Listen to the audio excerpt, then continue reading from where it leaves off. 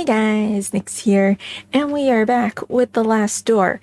I know Thursdays are usually my MV streams, but the next part I need to do for my MV, specifically the physics rigging, is going a little rough. Unfortunately, it involves doing things that I have never done before, which means I have to watch a lot of tutorials while I'm doing the rigging, and I don't want to get in trouble for like playing videos that aren't mine on stream. So we're just gonna do the rigging off stream, and when she gets done, we'll get back to making the MV properly. That being said, I still want to do something on Saturday, even if the rigging isn't done. We might do like a style test, or maybe we'll be doing storyboarding. Something relating to the MV will definitely happen on Saturday. Just not today, because I don't have anything ready, because this week has been very, very crazy. And it looks like it's still going to be very, very crazy tonight and tomorrow. So, yeah. For now, Last Door. Woo. Okay, continue.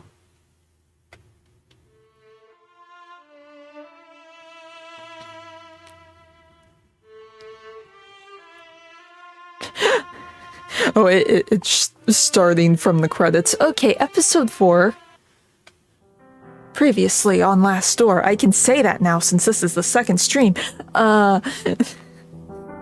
escaping from his burial, Devitt finds himself in the cellar of London's darkest slum, the old Nicole Rookery. In his pocket, he has a ticket for a show called The Four Witnesses. Is there a way to examine items in our toolbar?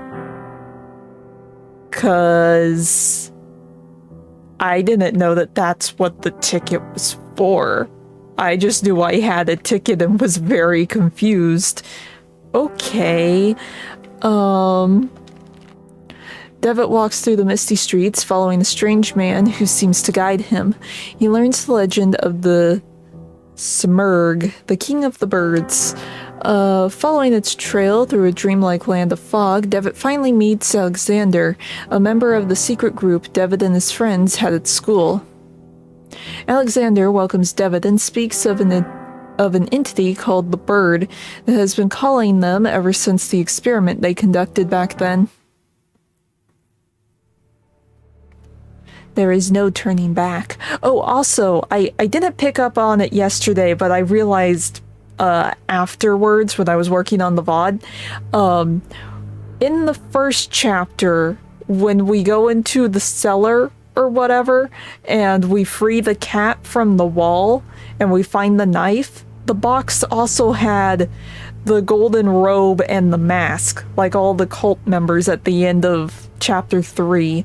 So, yeah, Anthony was aware and a part of all of this. The only one left in the dark, as far as we know, is Devitt. Everyone else was aware of what's going on, except for Devitt. Oh. Okay. Why are we in a torture chamber? I have made up my mind.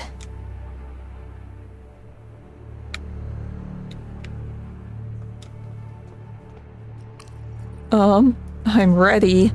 For what?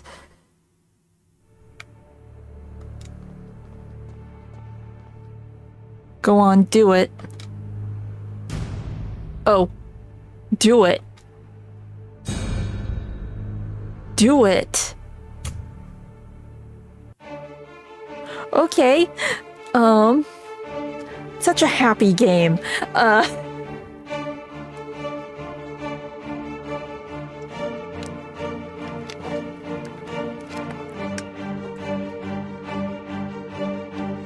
The music is still really good.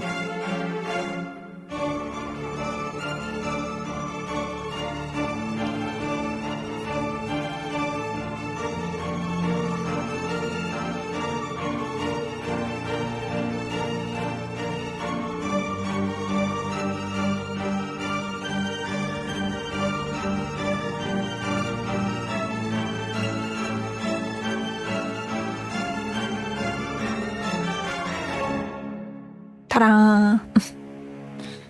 Okay. Let's see what happens.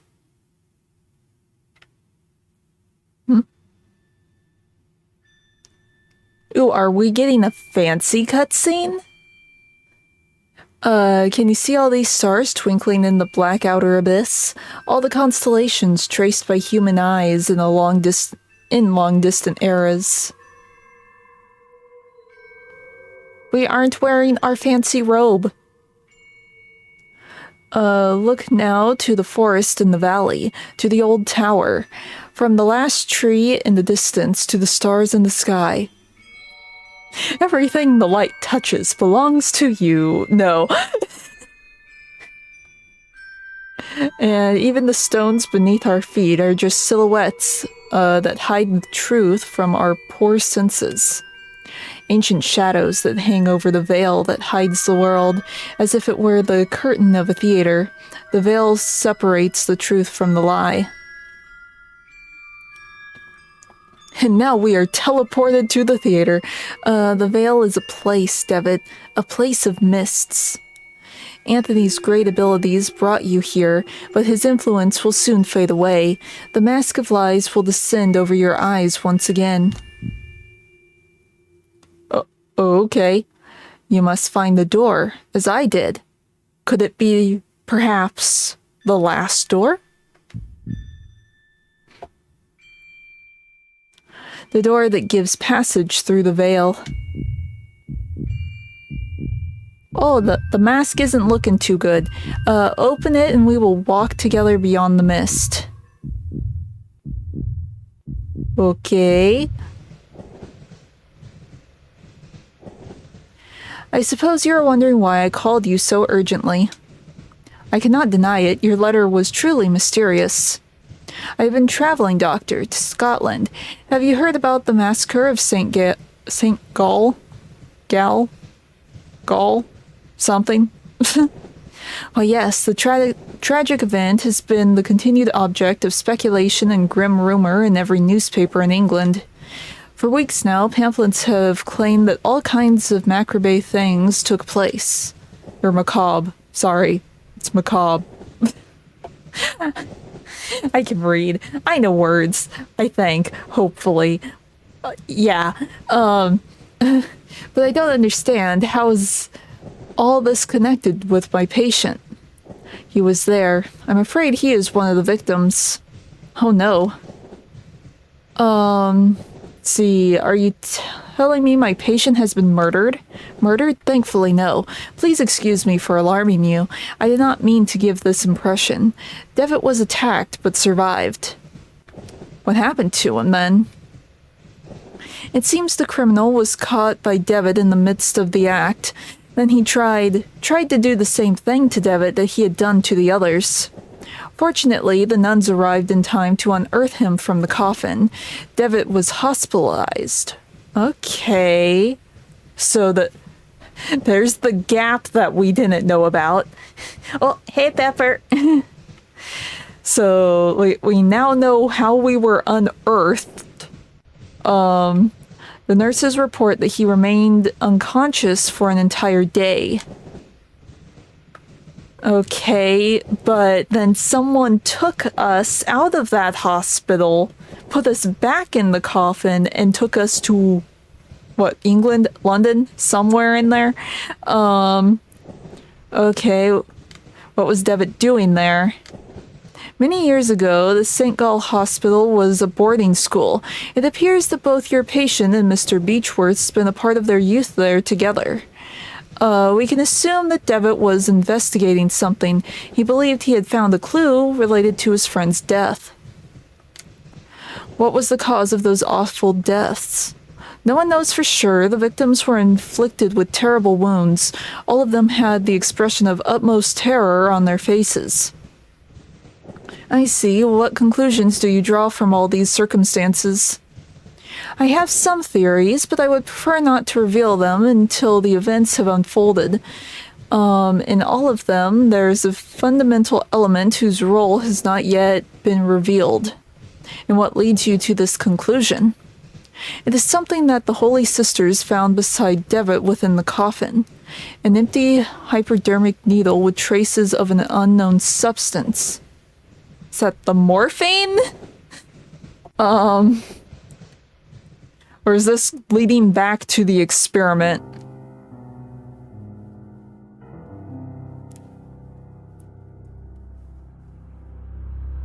Okay, episode 4. I'm pretty sure this is gonna be the last chapter for part 1 of this.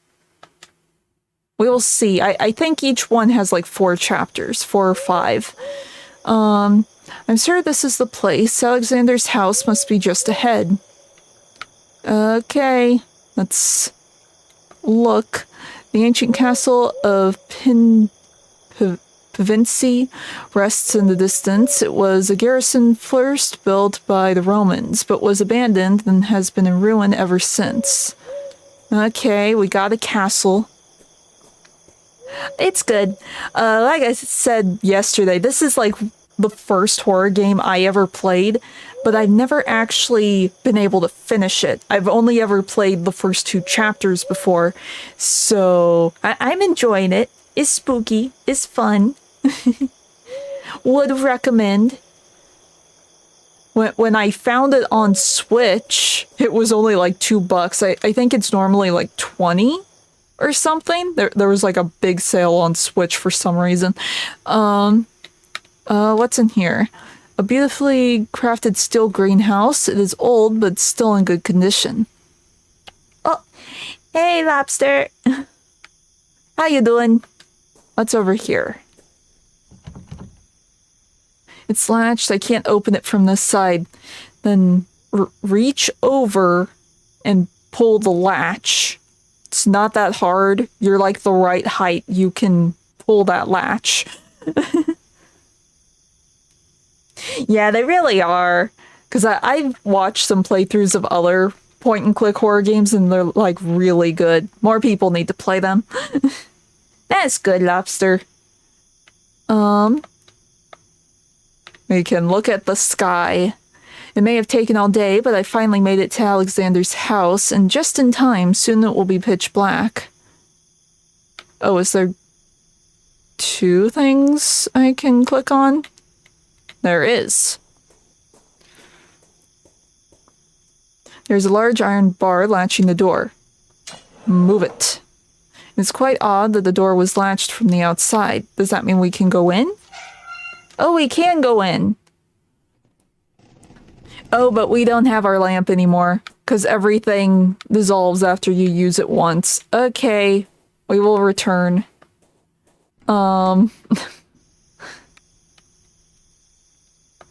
Let's see, the house lights are on. Someone must be home. Well, that's good, since we're here to visit someone. We aren't going to barge into someone's house like last time. Let's see, no one is answering. Perhaps I should go inside anyway. I'll just tell the household that I'm an old friend come to visit. Well, I mean, you were invited, weren't you? Okay, time to investigate.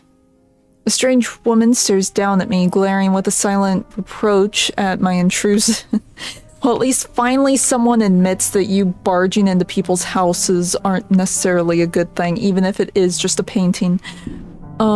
Footsteps. There must be someone upstairs.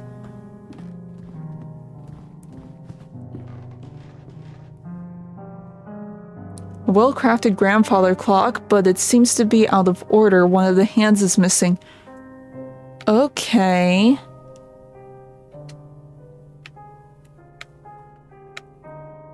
Let's go in here.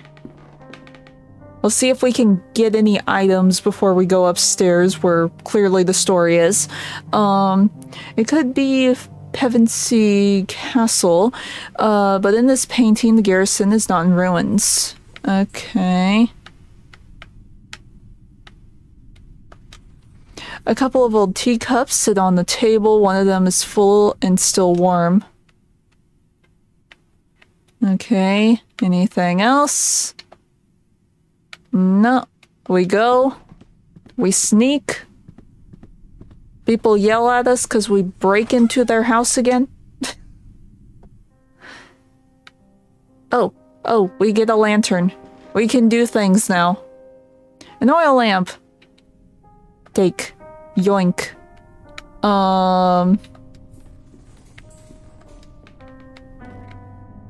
It's up here, just some old bottles.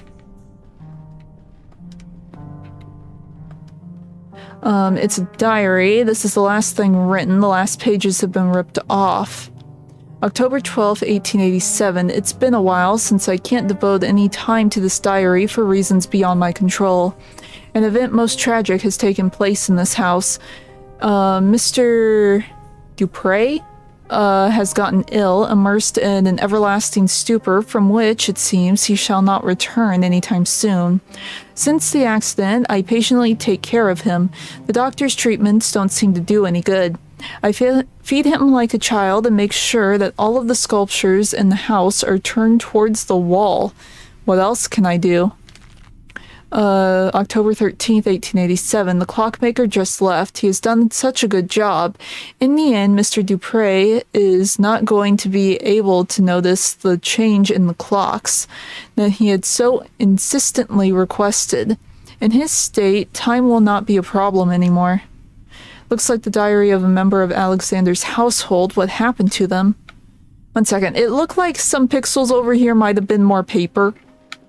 I might have... Or is that just a stovetop? That might just be a stovetop. There is a door, though. Okay, wine cellar. Cellar door is locked. I need a key. Okay. Oh, can we go in the well? I have played part of 3 houses, and then I lost all my save data, and I haven't touched it since. I want to go back because I was really close to finishing the first playthrough, but after you lose over 100 hours of playtime and have to start over from the beginning right when you were like right next to the end, it's a little discouraging. I'll get around to it eventually. I'll do each of the houses. Yes, it is pain. Let's see, an ancient stone well. A rope hangs inside, disappearing into the darkness below. Can we... Okay, I guess we... Oh. Well, that doesn't sound good. The rope is broken. I'll keep this end. Okay, I guess we get a rope. Bucket dropped to the bottom. What if we need the bucket? Oh, flashback. Looks like someone was buried here. I can't dig with my bare hands. Oh, we have to dig someone out. Okay. The bare branches of the tree stretching to the sky break the night into 1,000 pieces. Hey, we can undo the latch.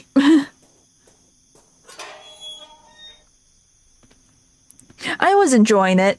I sort of suck at those style of games, though, just because that was the first time I played one of those games, but I was enjoying it. So if you were interested, I would suggest 3 Houses.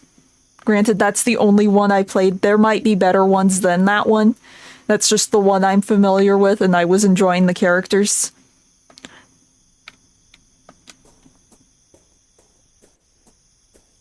I mean, I was trying to decide what my next game should be that I do on stream. I could do, like, the first playthrough of 3 Houses if you guys want.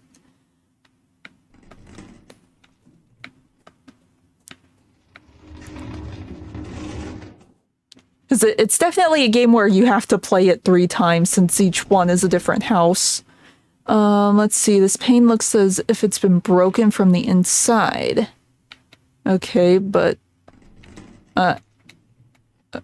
I understand. Let me move.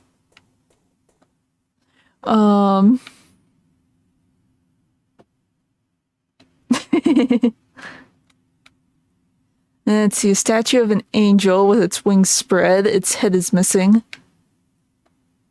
Okay.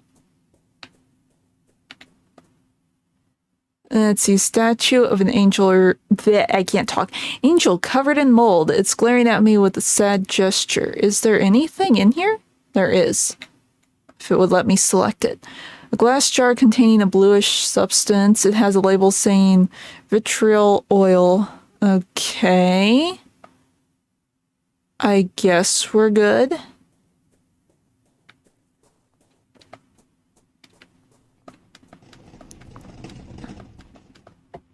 Okay, we have collected things. We can fully intrude on this person's house. We have a rope, we have a lamp, and we have some oil. We are thoroughly prepared for whatever's up here. Because we can tie them up, we can douse them in oil, and then we can break the lamp on their head. No. Let's see, the silhouette of a man. It bears a strong resemblance to Alexander. Silhouette of a woman. A figurine of an angel facing the wall. A fine painting of the local Roman structures. They somehow seem more ancient in this depiction. Let's just go into the room.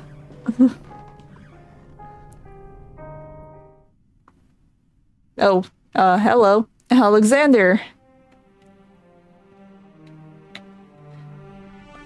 Well, while he's distracted, there is a scribbled annotation in this piece of paper. The veil is something we sense in our innermost being incessantly. In vain do we waste our lives craving to tear through. I can't read. It is Zalil name. The curtain behind which the great wings beat inside its ancient mist inhabit the shadows of those who left. Okay. Great. Clock. This cuckoo clock is covered with dust. It seems to be missing an important piece, the bird. So all the clocks are broken. I guess that is what the... It's also rotated. The face of the clock has been turned. Can we rotate? Rotate. I don't think we can rotate. Or wait, huh? Oh, that just leaves. A misty dock overlooks the great ocean. Gulls wheel overhead. Not crows? Crows are the only birds that matter in this game. Alexander, it's me, David. I'm sorry I startled you. Why are you in a wheelchair? Is everything alright? Why are you sitting in a wheelchair? Are you hurt maybe? Can you stand? He is staring blankly at some distant point, as if he has not heard my question at all. What's going on? You told me I should come here, and I came as soon as I could. Can you tell me what is happening here? He gives no answer, but persistently stares at something nearby. He appears to be in some kind of hypnotic trance. When I was downstairs, I could have sworn I heard footsteps. Were they yours, or is there someone else in this house? For a moment, I felt a flash of hope that he was looking at me, but he is unresponsive. Alexander, please, say something. I don't know what to do. I don't understand just what happened to him. Maybe it's like a brother? Like maybe he has a twin brother? Oh, is there something else over here?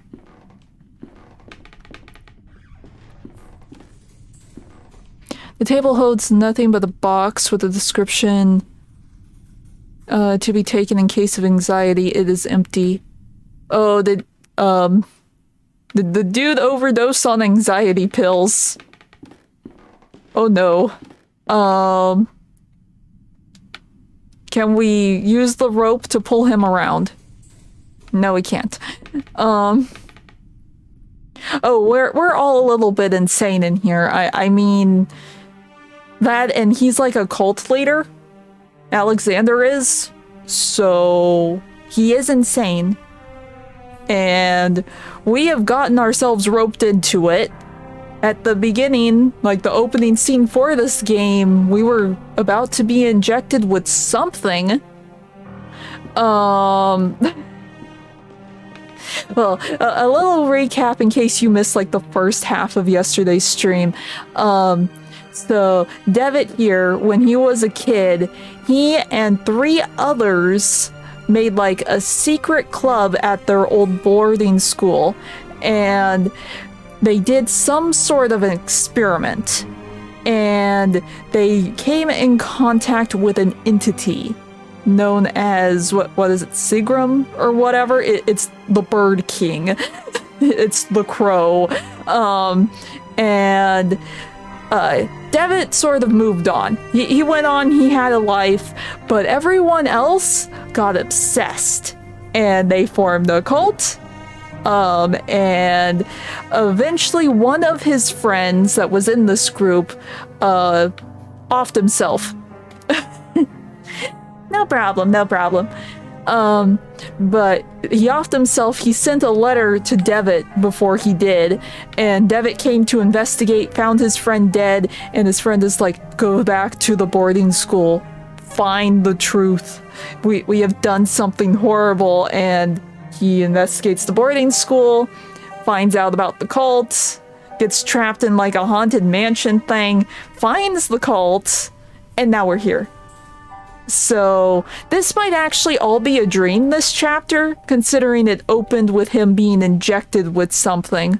So yeah, we'll see. Let's see, a portrait of an old man, maybe a ship captain. It looks like he's trying to guard this chest with a stern glare.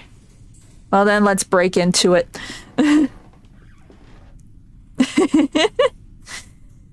Yeah, but that's not how horror stories go. Especially horror stories that are influenced by Poe and Lovecraft. You must be curious and drawn into the entity and then have your mind broken. So eventually we're going to get to the mind broken part. Let's see, a huge chest made of oak wood. Let me in. There's a large iron hook inside. Oh, then we can combine that. I'll take this. There was a fragment of a diary under the hook. Okay. August 5th, 1887. I can't work in the basement anymore. Those wretched sculptures. I feel them stalking me in the darkness. I know it is not possible, but I can hear the crunches, the flapping wings, stone grinding on stone. They're frozen something. With what diabolical art were these gestures conceived? An eternal movement, a tension, an impossible struggle to get back the life they never had. I might place them outdoors in the greenhouse and let the mold devour them and the wasp make nest in their hollow hearts. So that's why there were angels in the garden, but I bet we can combine those. We can probably get down the well now. But let's investigate more. The image of a couple wearing rat masks at a festival. Well, we were warned about rats in the last chapter. So is there a crow cult and a rat cult? A camera tripod. It looks like some kind of red tinted glass cover used to mask the lamp. It's completely shattered on the floor. Okay. A lamp is hanging from the ceiling. Its bulb casts an intense white light. Okay. I guess we need a light bulb somewhere. Or we need to develop film. That might be a thing. A basin with a copper drain. Pictures hanging from a cord. They look as if they were improperly developed. You can hardly distinguish anything. There's a tap over the basin.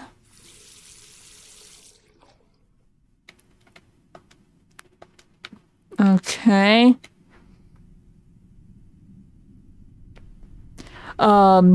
In this house, no. We literally just started. We've only found Alexander. Let's see. technically Devitt has been going to a psychiatrist, but he sorta ditched them. And the psychiatrist hired like an investigator to try and figure out what's going on and why he ditched him.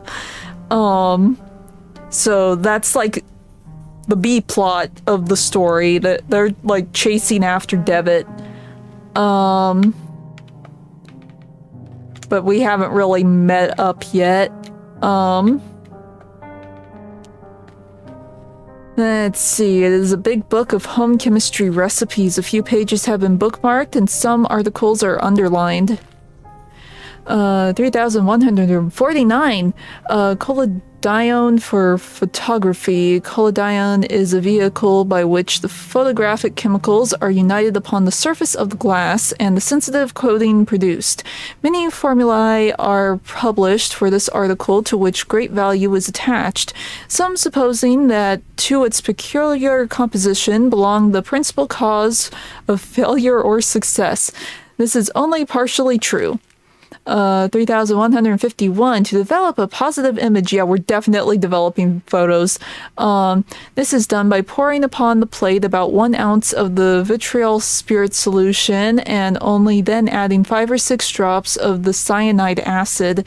Then the plate must be thoroughly washed in water to remove any excess chemicals. We had the vitriol. We need the cyanide. 3,150. The cause of failure.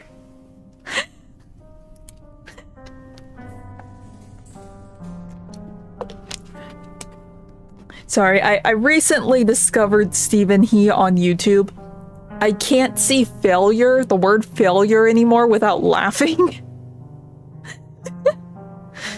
Let's see, they would almost require a chapter by themselves. A long experience convinces us that 9 out of every 10 failures occur from a want of care, the presence of dirt, negligence. One cannot be over nice, careful, or cleanly. The best results always rewarding the most painstaking. If a mistake is made in the order specified in the formula, quickly flow clean water over the plaque and start again. Okay. Mine is over here. A glass jar containing a yellow substance. The label reads cyanide. Woo! Okay, we need the plate. We get the plate, we can do things. The instrument whose workings are beyond my knowledge. Can we do anything with it, though?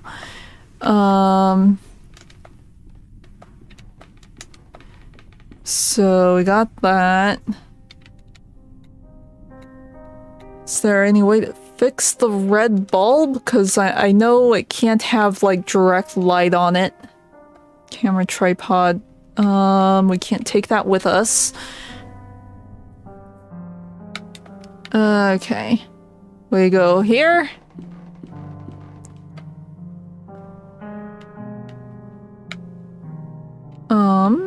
Statue of us with his face turned around. Can we straighten out any of the statues? Picture of an angel with a gentle face. Paper. If I can move the cursor correctly. It's a letter. Dear Alexander, I have excellent news. A contact from the university has given me access to a 12th century alchemical tome containing an amazing formulary. There's no doubt that sometimes mere contemplation takes the mind to places that otherwise it would have never visited.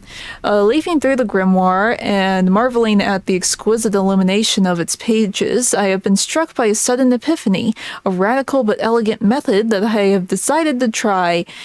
Are you going to try and make the Philosopher's Stone? We can get everything in here. Forgive me for not providing any information about the method itself. As soon as I get definitive results, I will write to you immediately. I believe fortune has truly smiled upon us today. Okay, there's that quote again. So this is someone in the cult. June 8th, 1887. Okay. Oh, another letter. This seems to be an invoice. May this document serve as a record of the payment made corresponding to the following work. The cuckoo clock mechanism has been modified to give the strokes exclusively at 6:15 in the afternoon. In addition, a special device and switch have been added to synchronize all clocks in the house. Okay.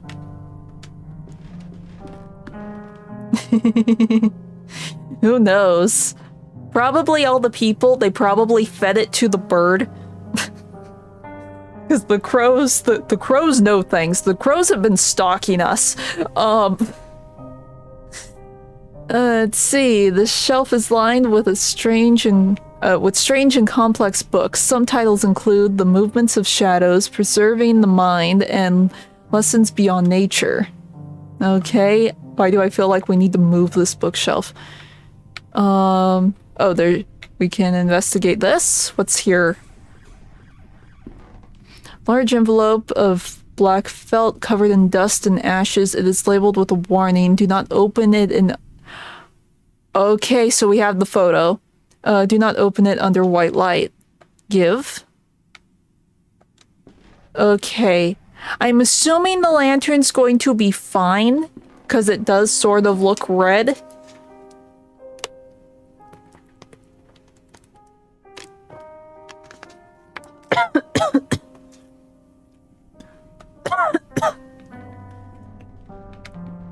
Okay.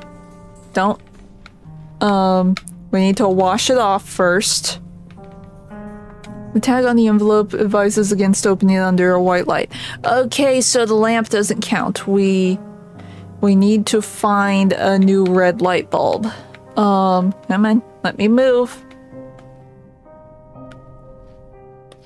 Okay, we got all this. Let's try and use the hook.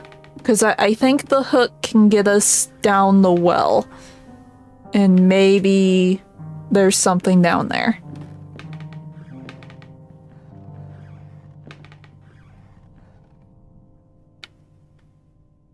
Okay.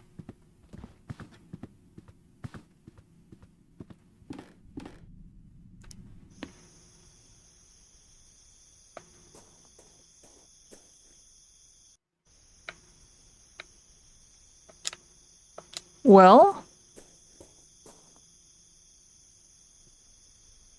Oh, we aren't going down the well. We're just pulling something up. Okay. Within the mud and dirt inside the bucket, there was a small bird of brass. Okay. A little brass bird. When shaken, it makes a noise as if there were something inside. Wait, now we can examine things. Oh, we were able to examine the one.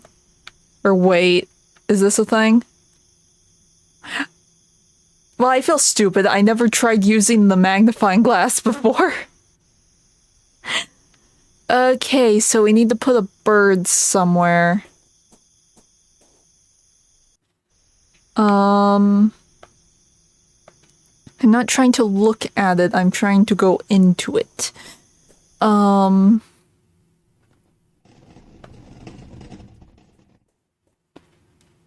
Let's see.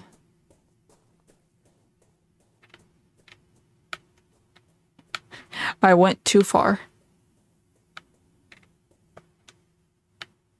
Anywhere here? No?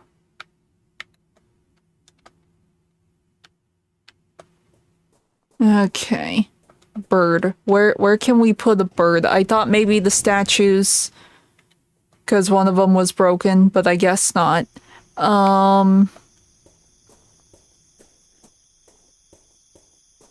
Let's see. Oh, wait, what am I doing? It's the cuckoo clock. Don't mind me. I am dumb. I'm trying to overcomplicate things again, as is usual. Burb. Go. The bird fits perfectly. Now, can I rotate? The face of the clock has been turned.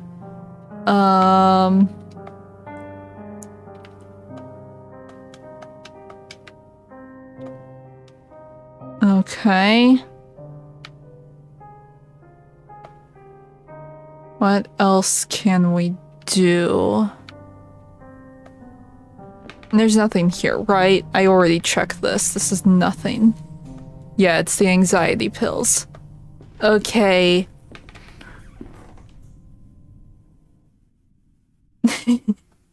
Well, it's not Cthulhu that we would see. It is the Bird King that we would see. We still might end up going crazy from that, but we will see. Because that is our goal. We're trying to find the Bird King. I'll double check in here, but I think I picked everything up.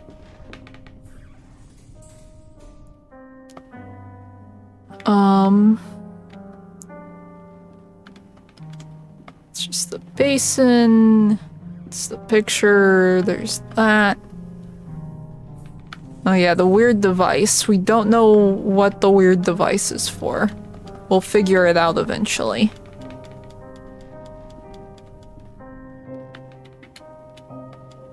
Okay.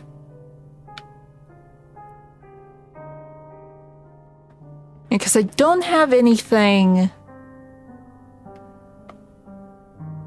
that would be used somewhere else, unless we're swapping this light bulb for another light bulb, but I haven't seen a red one.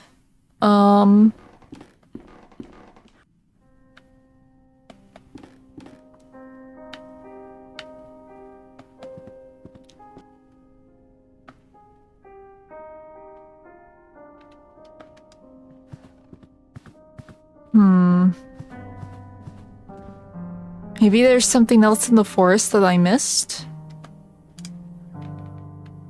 Oh, is a pantry with spices and ingredients. There's stuff this way? No? And did I read this one? Yeah, we've already read this one.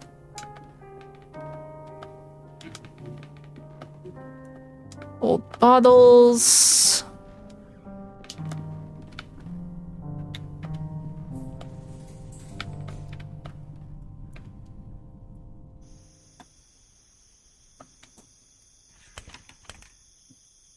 Okay, it's locked. I need a key.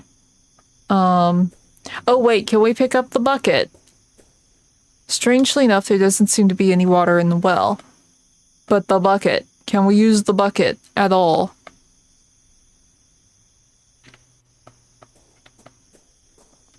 Because I could use the bucket to dig up whatever's here.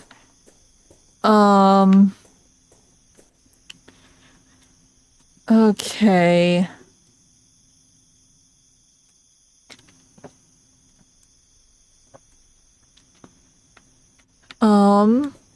The only place we haven't looked is back over here. I don't think there will be anything back here, though. I don't know. I mean, it was able to pick up a tiny little metal bird, so I would assume it would be able to hold some dirt. Oh. Hello. Bambi isn't looking too good. The corpse of a deer. It's a abdomen torn open. It looks recently dead. Can we get anything from the dead deer?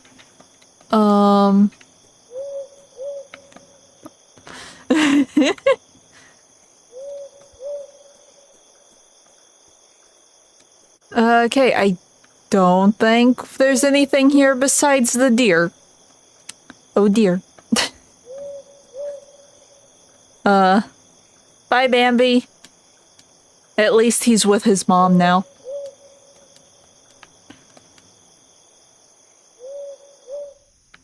Okay. I haven't examined this corner of the sky. Is it different? No, it's not. Okay, we can't do anything with Bambi. What does this say about the light bulb? And it's a light bulb. So informative. And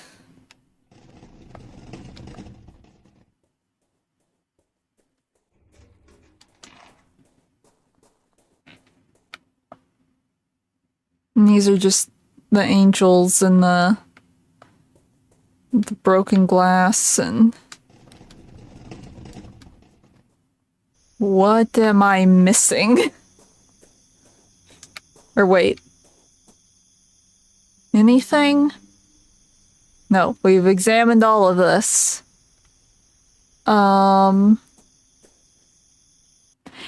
Maybe we can talk to Alexander again.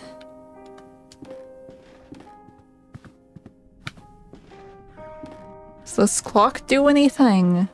Well-crafted grandfather clock, but it seems to be out of order. One of the hands is missing. We can't do anything unless we get the clock hand. And then that probably is like the mechanism that lets me change the time for all of the clocks. Okay. Mr. Sir, can I say anything else to you? He looks miles away. Apparently not. There's nothing with the clock. Can I rotate it myself then? This is my only option.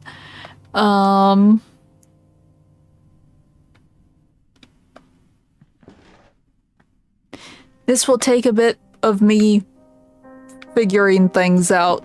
I do not know any of the answers.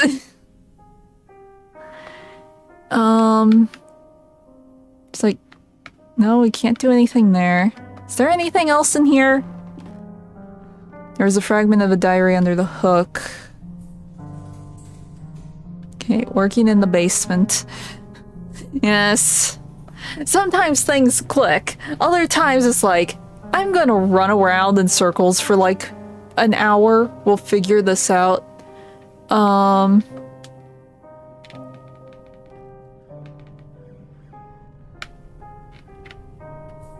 Can we turn this off?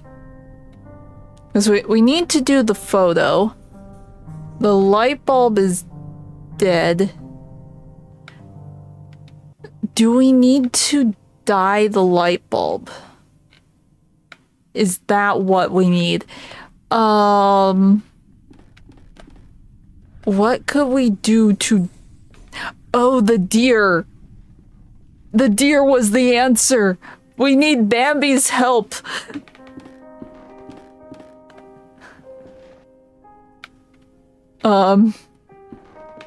Bambi. Bambi, there is still a use for you even in death. We need you.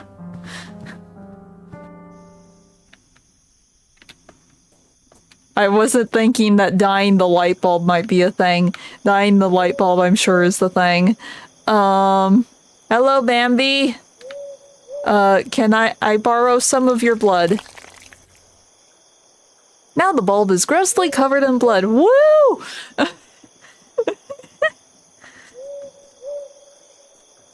But Bambi was there to help us.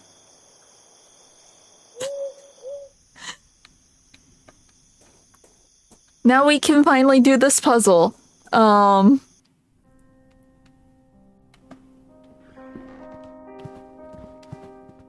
keep forgetting that I can like double click on the doorways and just instantly teleport. Well, I mean, we needed the red light bulb. And now the light bulb is red. So we can do the puzzle. We have a bloody bulb and it will make all of the light red, and we can develop a photo, and we should probably clean this since it was in the well. I've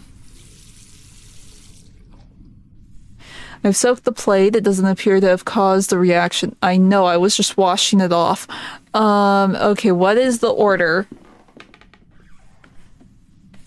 Okay. Okay. Let's see, it is done by pouring upon the plate about 1 ounce of vitriol and then adding 5 or 6 drops of cyanide. I'm going to take a picture in case this thing is like, oh, we're going to ask you for specific numbers. There.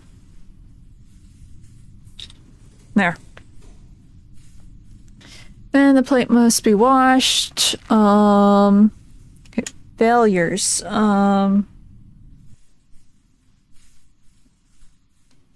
Let's try this. I got my cheat sheet. We need to add the vitriol first. Vitriol.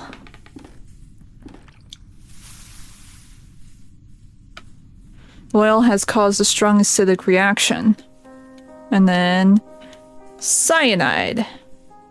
I applied the liquids in the correct order. All that remains is to rinse the plate. Okay, I didn't need, like, exact numbers. Be that way, game. The other times it wanted exact numbers. An image is appearing on the plate. It's a photograph of Anthony and Alexander. Oh, hi.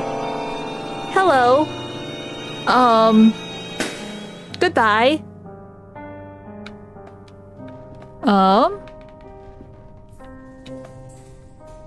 The image is back in the frame. Okay, we got the photo. Maybe we give this to Alexander? There's nothing on the tripod, right? Yeah. Okay.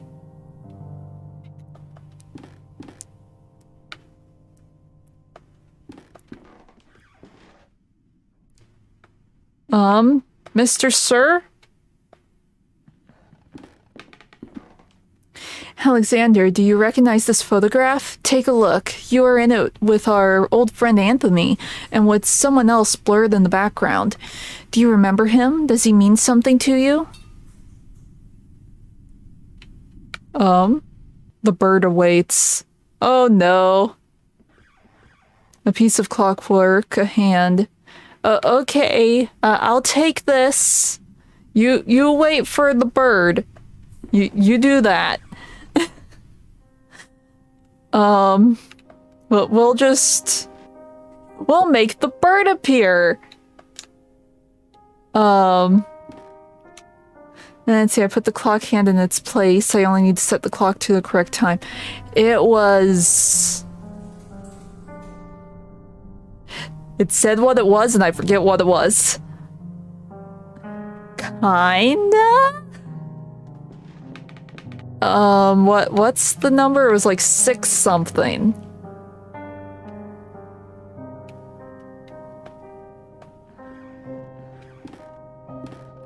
Let's see. Cuckoo clock mechanism has been modified. 6:15 in the afternoon. So 6:25. You get to watch me struggle with clocks because I can't analog clock.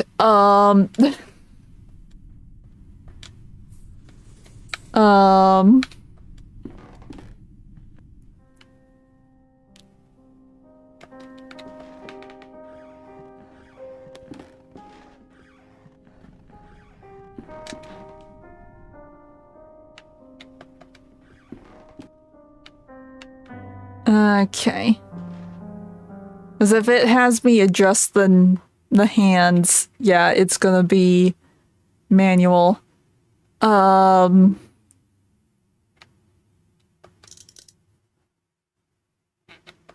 it...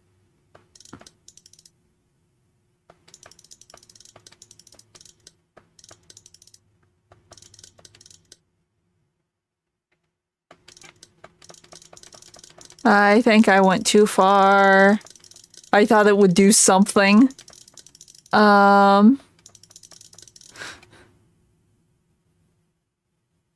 Okay. Well, I have to make the loop because I spam clicked.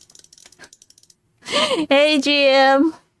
I'm struggling with a clock puzzle. Okay. Yeah. Well, here, I'll click both of them when I loop them around.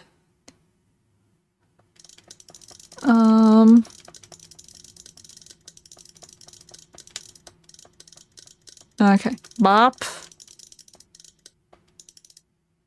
I'm guessing I push this button. See if that's right. We'll see if that did anything. There wasn't a sound, so I don't think it did. So we could try the other way. Burby?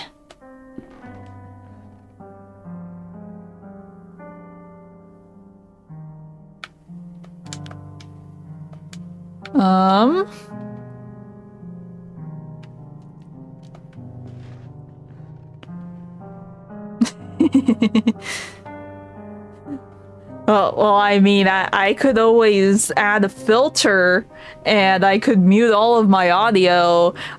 We can emulate that scene.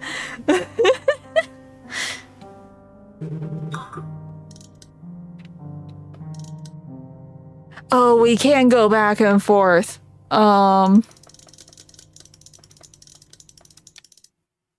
Okay.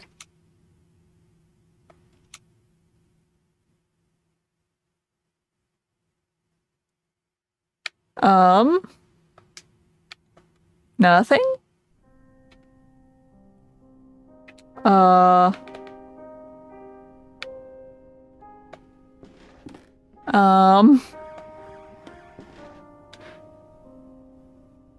Was there an option for that? Did I miss like an AM PM option?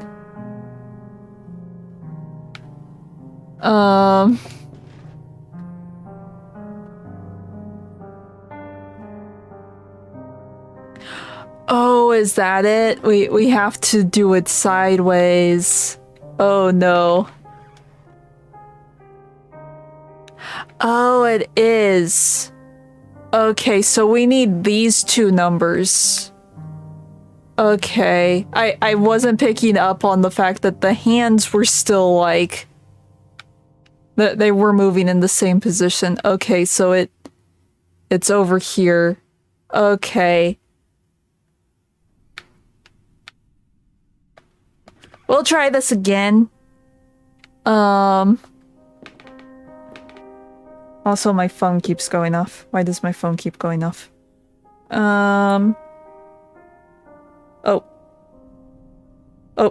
Something happened. Give me like 2 seconds. Okay, I return. My dad has learned how to send an email. I almost forgot to plug my headphones back in. Look, music. Okay. I forget what we were doing. We were setting it over here.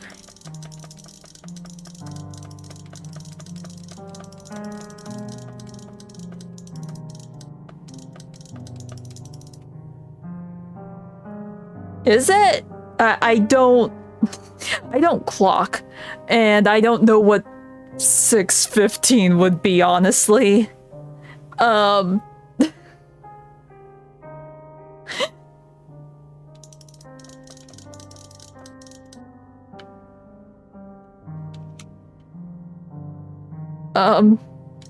I don't know what the which one I need to click. Oh, sound came from upstairs. I don't do analog clocks, GM. I don't know how they work or what they mean.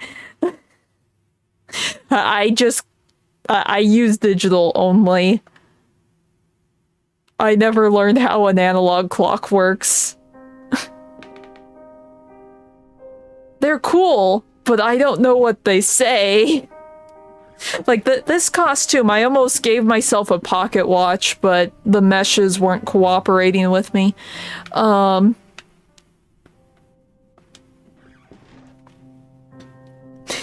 I will take your word for it.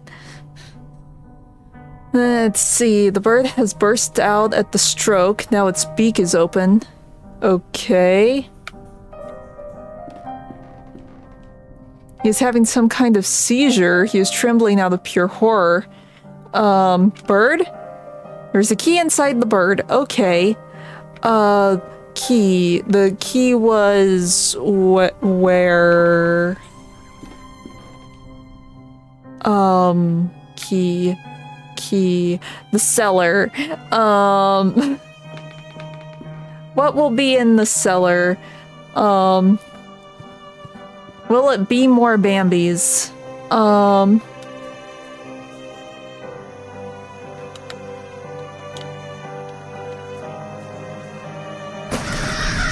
It will be crows!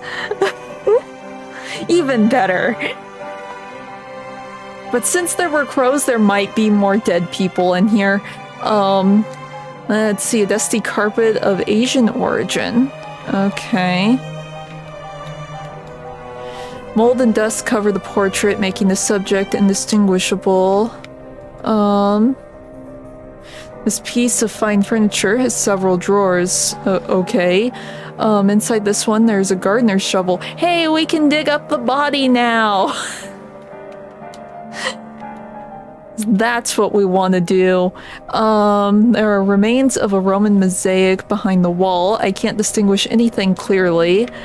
Oh look, there's the angels again. An ancient statue in poor condition. They're gonna start moving, aren't they? Because that one diary said that they moved around.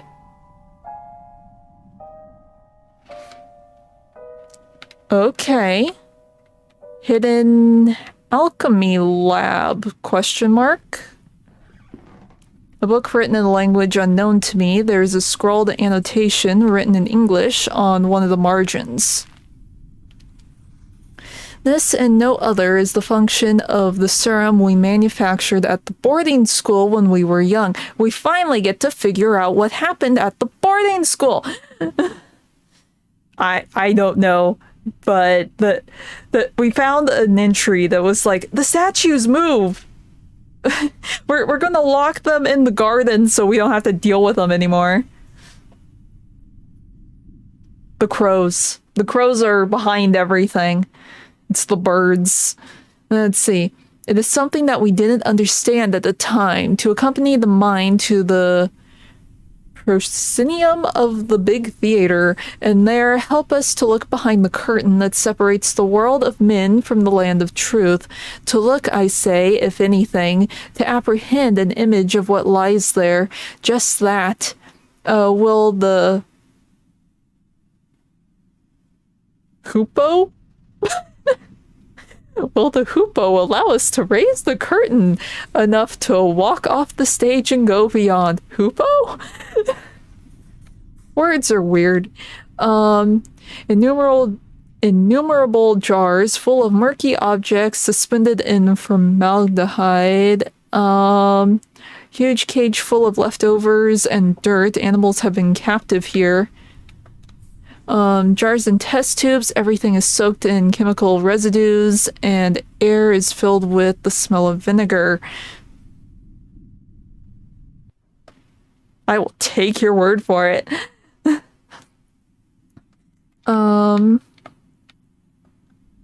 Makes sense though. Everything is about birds in this game. Let's see, unlabeled bottles. Okay, we just were here to read about that.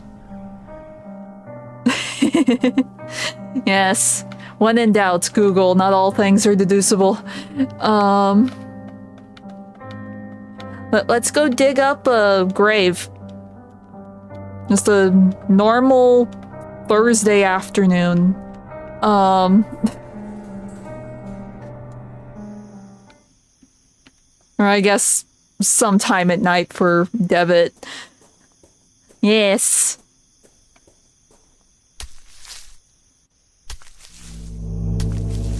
Okay, coffin.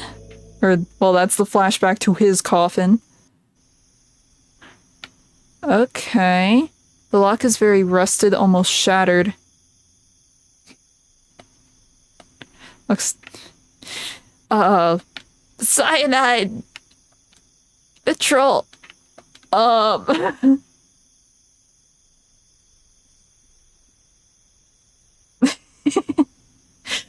I got that line from a Sherlock series. I forget what it was called, but it was like another like modern day take on Sherlock. It wasn't the BBC one. But yeah, that was a line from it. But yeah, he just went straight to Google instead of trying to figure anything out, and the Watson in that series is like, what are you doing? And he's like, Googling! Not all things are deducible.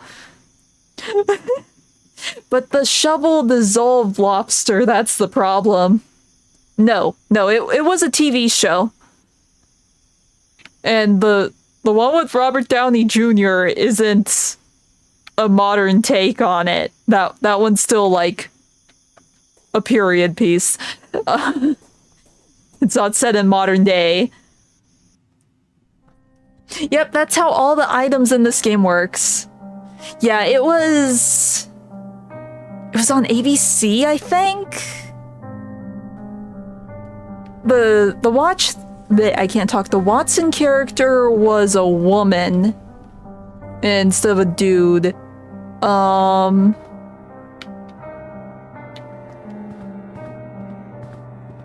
Trying to remember.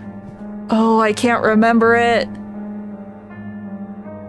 Well, I think it came out before Disney owned ABC. Because I haven't seen the series pop up on Disney Plus yet. Yeah, same. I just do streaming services. But no, this was a long time ago.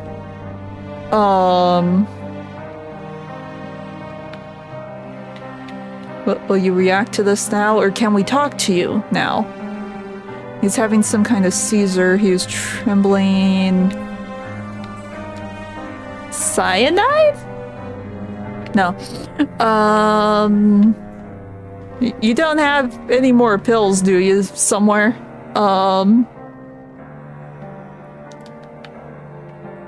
Okay. We need something to break the lock, or we need him to react to break the clock, or the lock. I can't talk. Clock mechanism is definitely broken. Oh, great. Oh.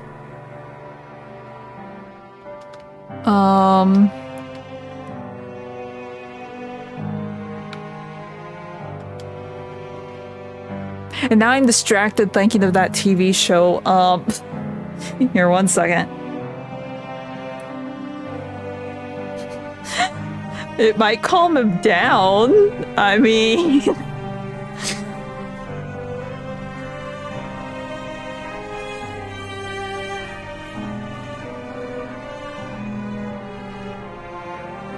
Elementary, that's what it was called. It was called Elementary. It only went on for like 2 seasons because no one was watching it. But it had some moments. It had some moments. Okay.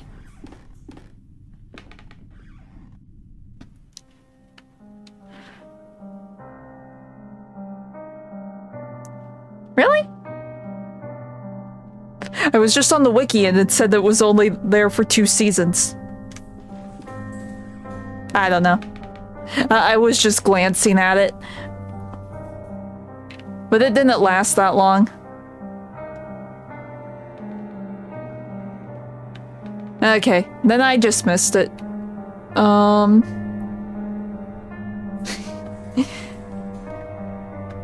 Let's see. Maybe I have to do something with the photo? Let's go back to the study. We haven't really done a lot in the study.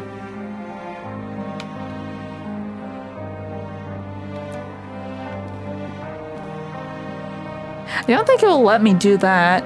I mean, I can try and put it back into the fireplace where we found it.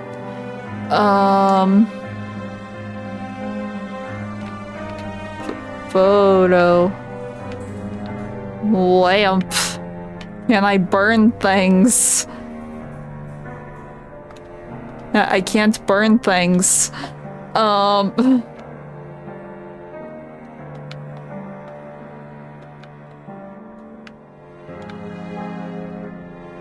Okay. We need a key or something else that can break stuff. Let's see. Maybe we go back into the forest and see if Bambi can help us. I mean, that was the answer last time I was stuck. Bambi!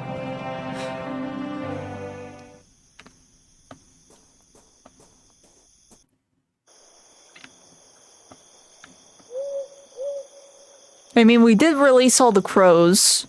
Nope, Bambi is still here. Well,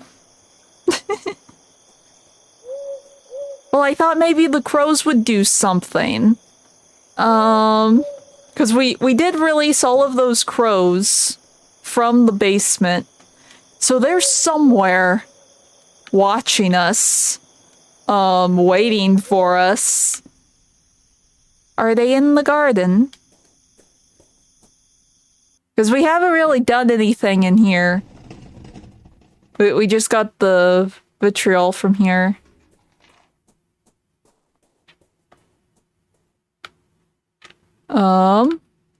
Photo?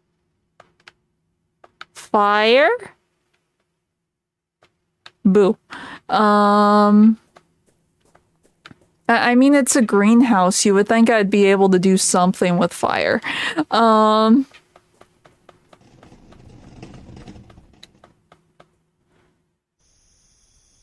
Okay. Then maybe I'm missing something in the basement. Because I didn't, like, double check that I clicked everything down here. Okay, we checked that. I know we checked that.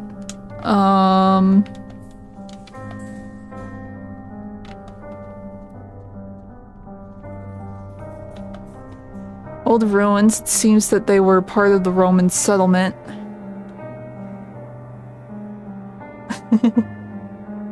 I just did a little bit ago. That's how we got the picture, but nothing's combining. If you look close, there's like a little red X that shows up when I try and combine it. The fact that we still have the photo is interesting.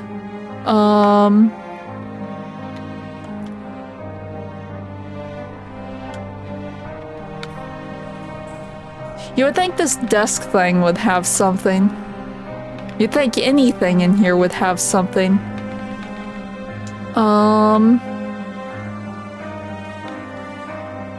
The fact we still have the vitriol and cyanide makes me think there's another photo we have to develop.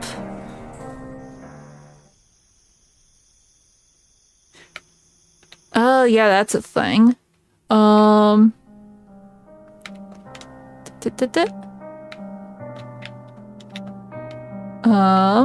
No. Apparently not, because these are paintings and not photographs. Can we take the bucket now? Bucket?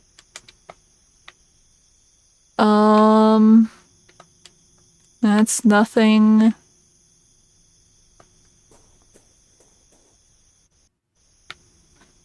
Or do I? Here.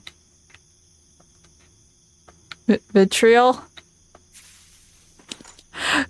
Seriously? That was the answer? I didn't think that would actually do anything. I guess it did say this was acid. The skeletal fingers of the creature are clutching a rolled up canvas. Mine. It's a map of the stars. It's some kind of navigation map. Several constellations are marked. Okay. Summer Triangle. I'm guessing we're gonna go to Altair since that's a bird.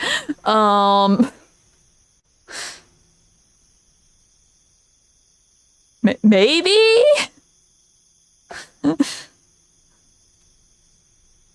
It's probably one of the cultists. The remains of a humanoid body, but with a grotesque animal aspect, maybe a small ape. It has a collar with some engraved words on it. Old Mike. Okay. Oh, does he have something else? Besides the corpse, there is a paper leaf. Mine? Dear Alexander, undoubtedly your methods are definitely stronger than mine. How do you manage to get results with such alacrity? On another note, my epiphany with the treatise of alchemy was not accidental. When examining the text closer, I have come to the conclusion that for a time, Raymond's Lully sought the same thing as we did. In his account, he describes a formula that he calls hoopo. Yes, like the legendary bird. It closely resembles the serum with which we have worked so far, except for a minor difference. It's a pity that you tell me about old Mike. I hope he gets better soon. Okay. I don't know what that is.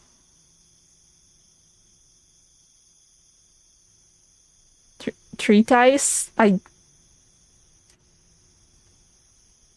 might have heard the word before, but I don't know how it's spelled. I don't know what that is.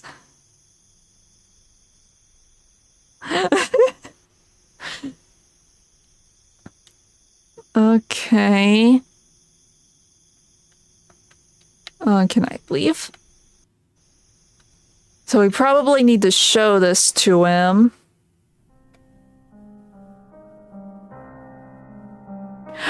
We already did.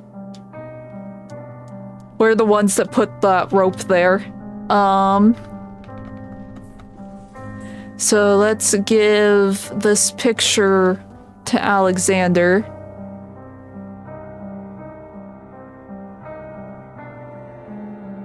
I have no idea. It's not ringing any bells, I'm sorry.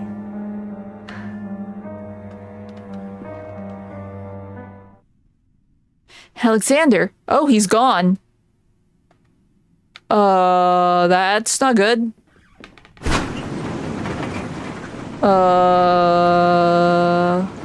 Bird?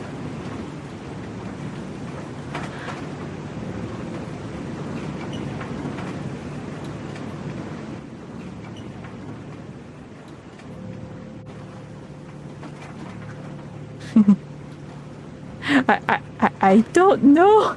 I don't know, GM. It's not ringing any bells. Let's see, some diary pages on the wheelchair. The paper is ripped apart as if someone had stripped it off the book hastily. Oh, this was the pages we were missing in that one diary. October 31st. Hey, it's Halloween!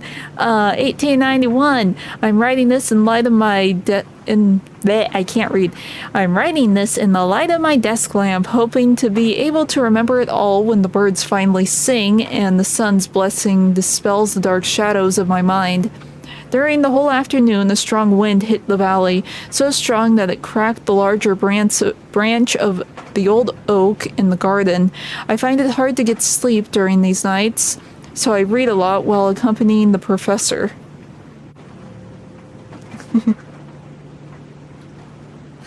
Yes, same. I love the broom closet ending. Let's see. I don't really know when exactly I fell asleep. I was awakened by the chill of the night, which was seeping through the open window. I looked outside and I saw him. The professor was miraculously awake. What was my joy to see him standing on the balcony, watching the valley with a true serene expression, enjoying the fresh and calm air right after the storm. I felt that a blessing had fallen upon this house, and for a moment I felt immensely happy. Yes, yes, apparently, because they keep mentioning that this bird king like lives in the darkness and in the shadows, so we just need a really bright flashlight. We'll be fine. I stared at him for a while without saying anything, being afraid of dispelling a vision I hadn't believed possible for a long time. And then, in the midst of the silence, I heard a sound that froze me in my seat and snatched all my calmness from... I can't read.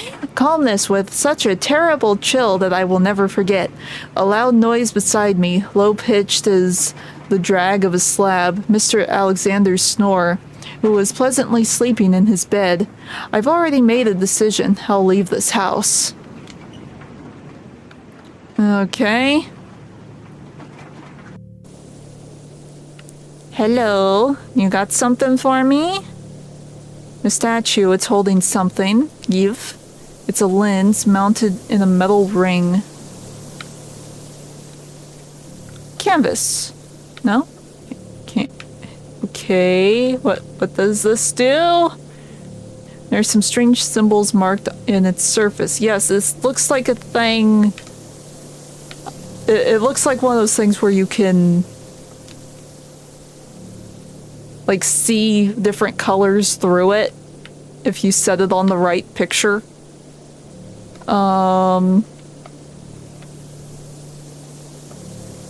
Starlight brings some brightness to the forest. Okay, but what do we do with this?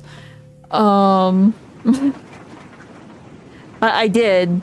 That's what this is, but it's just popping off. Crystal on anything. Nope. Crystal, maybe in the alchemy lab thing? Because there wasn't really anything in there.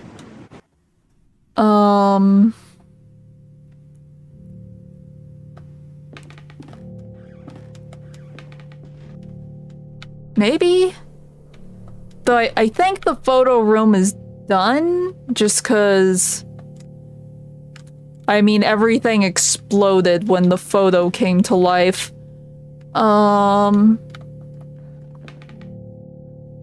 Because we don't have the red light bulb anymore. Can we rinse it off? Can we look at the photo? Oh wait, the weird machine. The weird machine. This? No? Please? Yes, give. Oh, okay, so we can't use the map on anything. Or wait, can't. Nope. I thought maybe we had our toolbar when it zoomed in like that, but I guess not.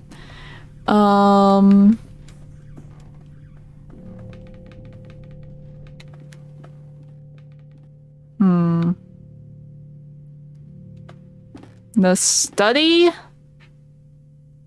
Crystal? We just float this around everywhere and eventually we'll find where it's used. Because it will only light up on interactable objects.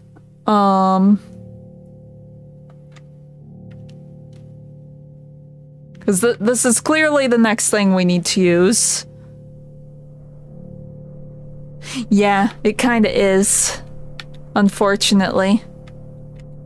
Let's see, that's already lit up because we had that puzzle with it.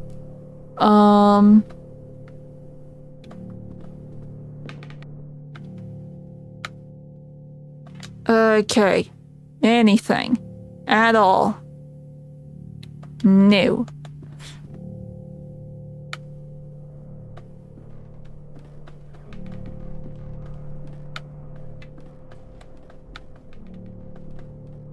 Okay.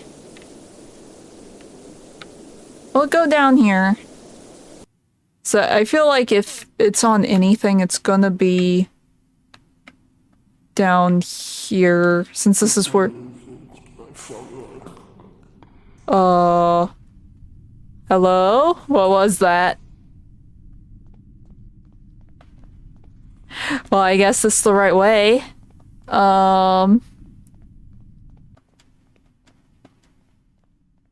Hello? Oh, there's a secret. Secret. I knew there had to be some, like, secret door somewhere. Oh, here you go. This looks like a telescope. The crystal fits perfectly in the telescope. Look. Okay.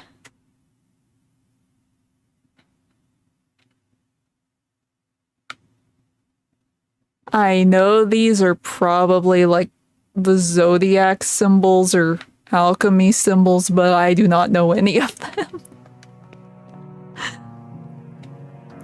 Let's see, wooden secretary desk, beautifully carved. The flip top has no knob or lock, just some strange symbols. Okay.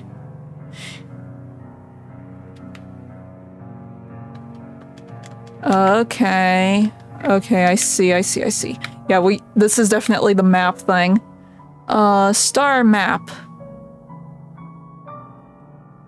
Okay, I'm taking the picture. Because we need the bigger stars, I'm assuming.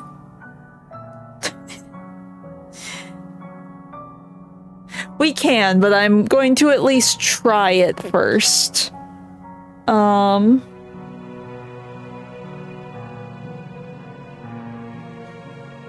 Because this is just a matter of, like, figuring out which symbols they are and putting them in the right spot. Okay, so this one, it's God of War. Okay, so, see, God of War symbol. Oh, hey, Jason. Good for you. I am slow.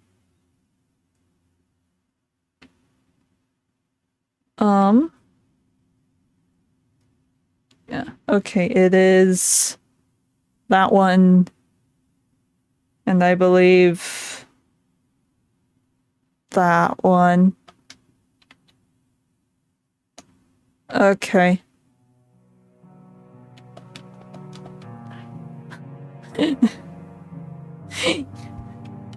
Yes, they do, but trying to remember all the symbols is another thing, and I just skipped past the one I needed.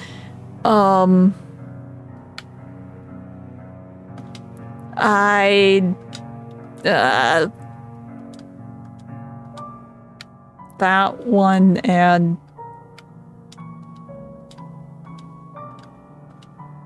this one?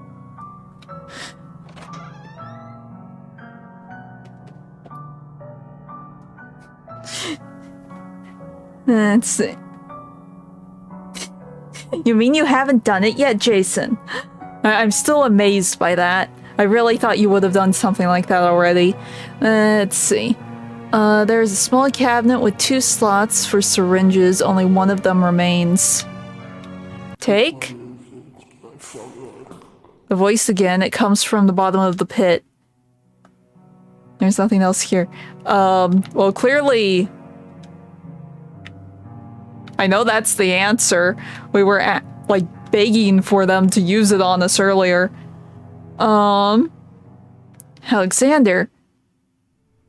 This is the opening of the game. Or the opening of the chapter.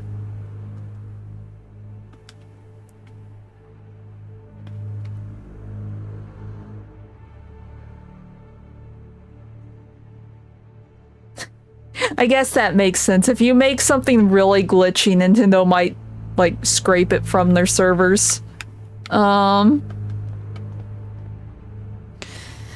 This is what you asked me to search for, is it not, Alexander? Am I right? The last door. The last door! The last door. We can cross together. What should I do? I'm waiting for you, here, in the mist. It's nearby, I can hear it. What is nearby? What do you hear? I hear the beating of its wings. It knows we are afraid. I am ready. Sit down. So, the opening scene was literally the ending of the chapter. Yes, he said the thing multiple times in this chapter. Sit down. Wait, I have. So, I am. Here.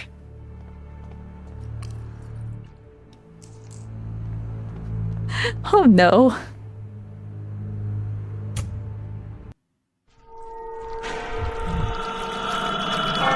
Okay.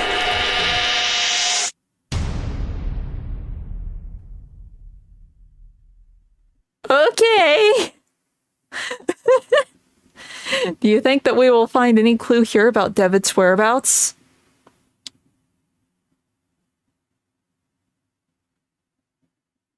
The police must have taken almost everything, but we have no other leads to pursue. Hopefully they have overlooked something. So this is Anthony's house from chapter 1. What about this room?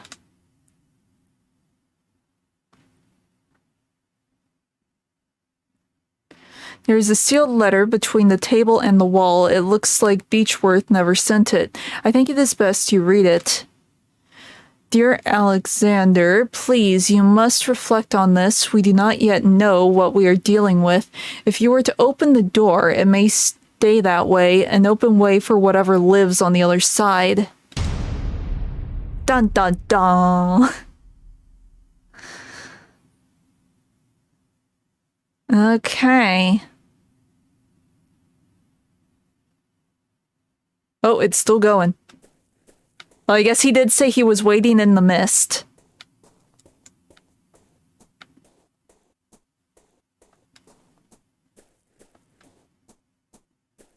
Oh.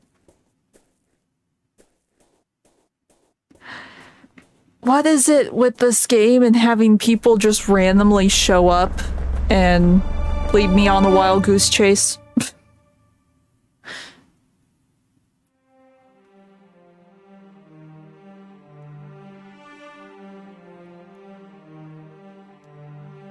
Okay. Extras. Other extras. Morgue?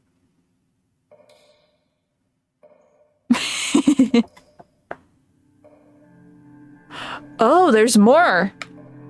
Before we get into season 2, let's see what this is. The sky is cloudy outside.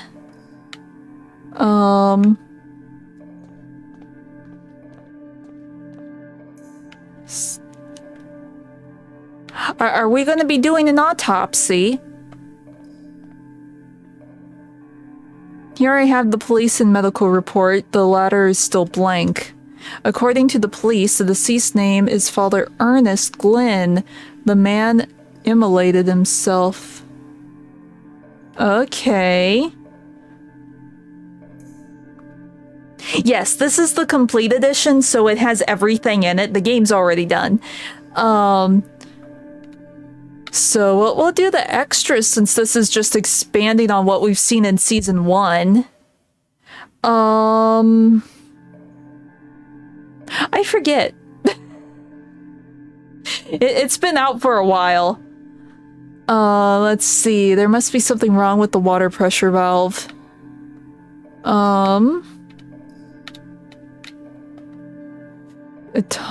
Anatomical model build of actual human bones. Fancy. Oh,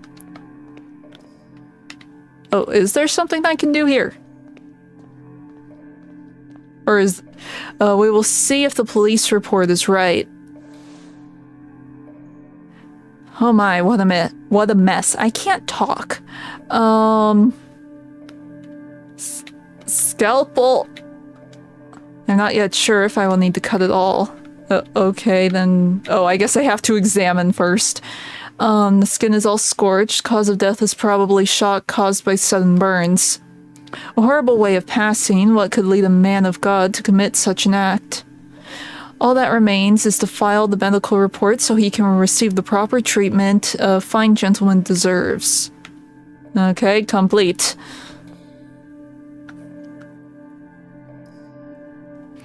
This case still puzzles me. If he wanted to commit suicide, why did he do it in such a painful manner? Was he drugged or intoxicated? I should check his stomach for signs of poisoning. Okay, scalpel!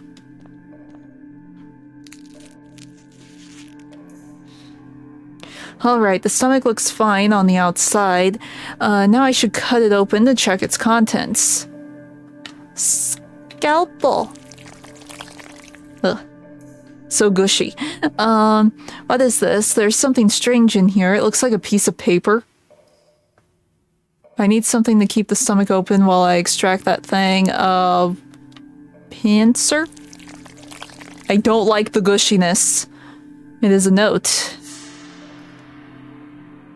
A crumpled note with 4 names. One of them is crossed out. I think I should inform the inspector immediately.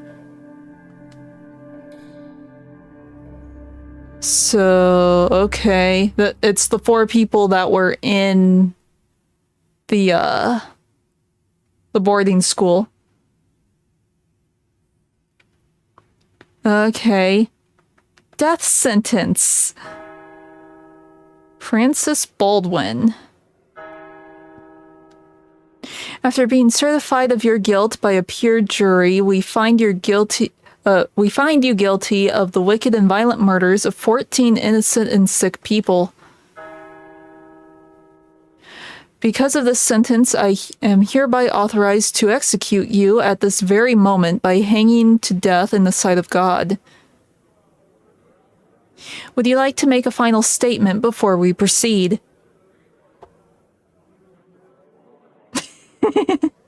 Yes, a fortune cookie of the supposed cult leaders or cult founders, though one of them doesn't know anything.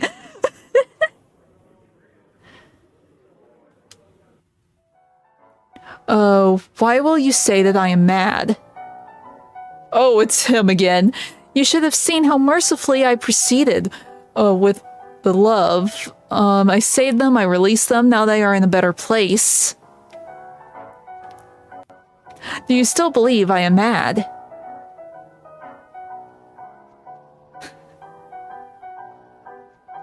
Yeah, kinda.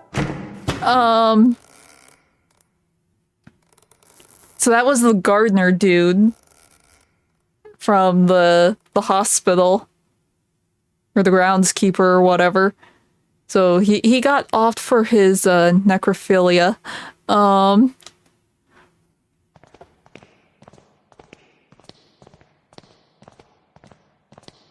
Yes, this is also true. Let's see. She is the only survivor. What happened to the others? They are all dead. I would like to talk to her.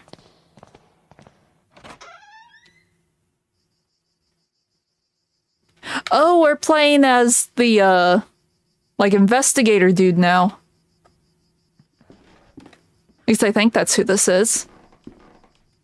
Good afternoon, my name is Johann Kaufman. I am a doctor.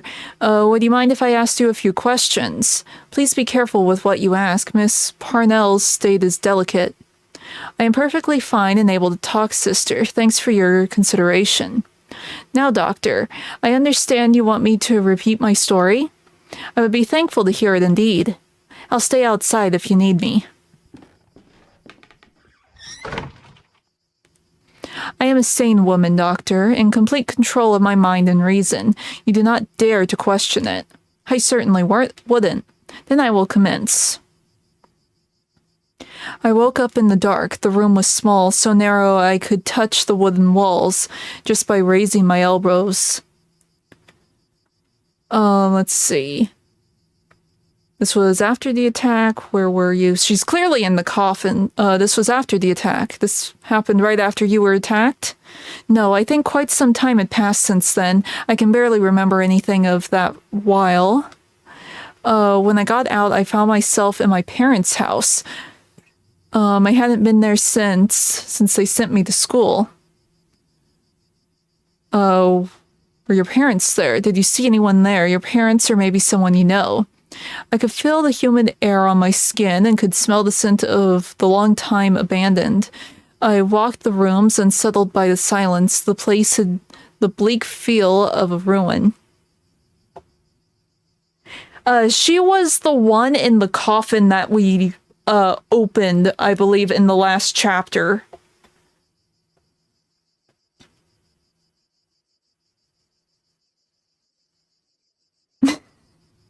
No, clearly they would say, "You've lost the game!" And then they would die. That is the most forbidden of all knowledge on the internet. When someone tells you that you've lost the game.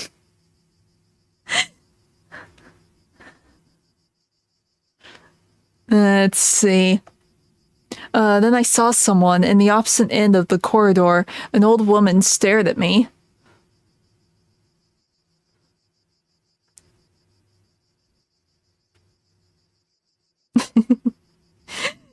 Let me guess, then they played it.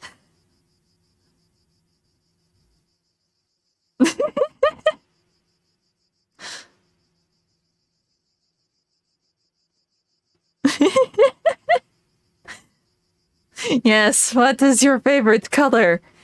What is the airspeed velocity of an unladen sparrow? Or in this case, an unladen crow. Let's see. The old woman stared at me. Who was she? An old woman? Who was she? How should I know? I hadn't seen her before.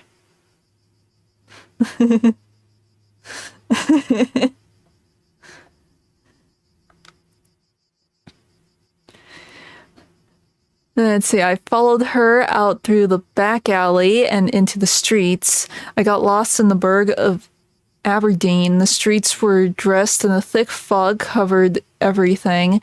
I thought I had seen the old woman through the fog once or twice, but they could have been just shadows. So she went through a similar thing that Devitt did, except she was following a lady. Did you see anyone? So the city was empty? No, not completely. I met some people, vagabonds. One of them was a priest. I remember a novelist and a boy, too. Well, just go in order. Tell me about the priest. Where did you meet him? I met him in a stable. He said a mass there among the beasts. Could you imagine the profanity? The novelist.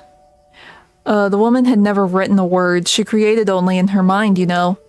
She could tell the stories sentence by sentence with perfect precision, and I could even hear a piece of her last work. What was it about? Do you remember anything about the novelist's work? Yes, the piece she told me was something like, "The shadows of the past soon melted within the land that loves silence. Though the fog, through the fog, they walked, found themselves lost. Hoping for a sign of their gods, they set camp on the beach where 30 birds awaited to meet their crowned." So the boy, what about him? I came across an abandoned carriage. The horse was long dead, its bones still harnessed to the cart. There was a young man petting the carcass of the animal. Did you talk to him? He was deaf, but I think he could read my lips. When he spoke, he did with a clear accent. He said he could only listen to the songs of the departed. What happened then? As I walked, the fog got denser. I could barely see anything around. I finally met the old woman. She didn't say a thing, but gave me a cardboard card, then she left. She gave you a playing card? It was one of those used to tell a fortune. There was a drawing on it of a veiled person holding a lamp. Then the mist seemed to clear out and I could finally see. What could you see? A barren land bathed in roaring waves. There were thousands of birds, and then I realized there was something else. What was it? It was there. It looked at me. The burning dark inside, the shaking, the scream. That vision that I cannot understand. What is it, Doctor? Have I finally lost my strength of mind? You literally started this conversation saying, I am a sane person. Do not question my sanity. Now you are questioning. Now you want him to question your sanity. Well, considering everything that we've seen in this story, yeah, I believe you. I'm sure that what you lived was real. But I'm afraid that I currently lacked any proof that can confirm your account. I am sorry. I should leave. Thank you for your time. Wait, doctor, I have something else to say. When I first woke up here, there was something beside me. Would this be enough proof? It looks like a tarot card. So she did get the card. Maybe. 1 second. Gotta check a thing.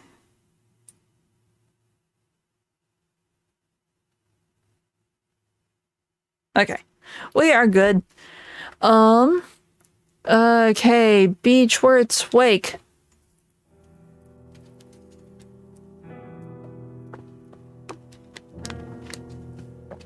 Okay, I recognize this room. So I'm guessing this is like baby Anthony. He does not look dead, but just asleep. I barely knew him, busy as he was traveling the world. What would be of man with no aspiration for the other side to inspire or lead him?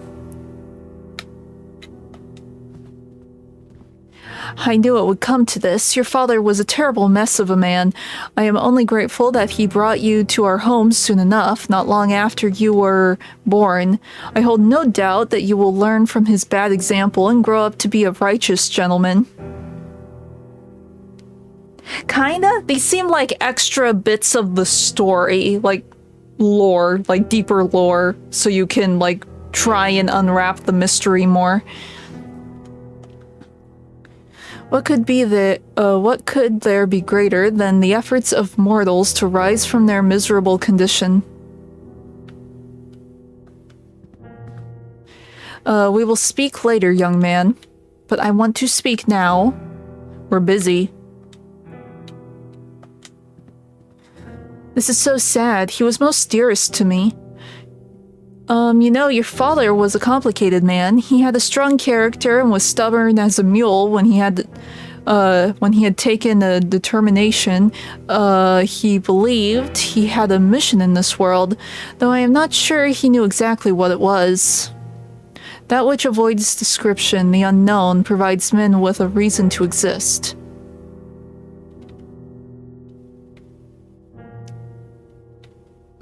Now do I talk to you? This is a most sorrowful day. Mr. Beechworth was a great man, lad. This is an obscure domain, its secrets taken by man from the silence of nature and death. You are the young Beechworth, is that right? Your father left you everything, Anthony, the house, his accounts, and all his belongings, for you to receive when you come of age. He was very specific in his testament, though, that you should receive this promptly, his personal book log. Okay. These are the memoirs of my life, my research, and knowledge of the other side. Oh. So his dad found the bird first. Use them wisely, son. Okay. Cool. Achievements? I'm just curious. Achievements?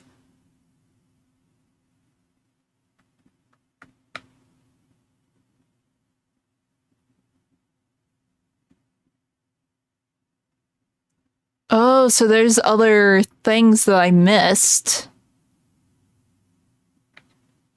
Failed to escape my destiny? What? Huh. Okay, interesting. Interesting. Yeah, basically. Okay. On to season 2.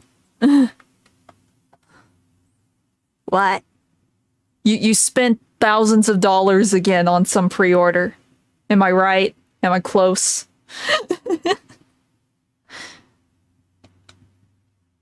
Or did you release a new level? That could also be it when it comes to you.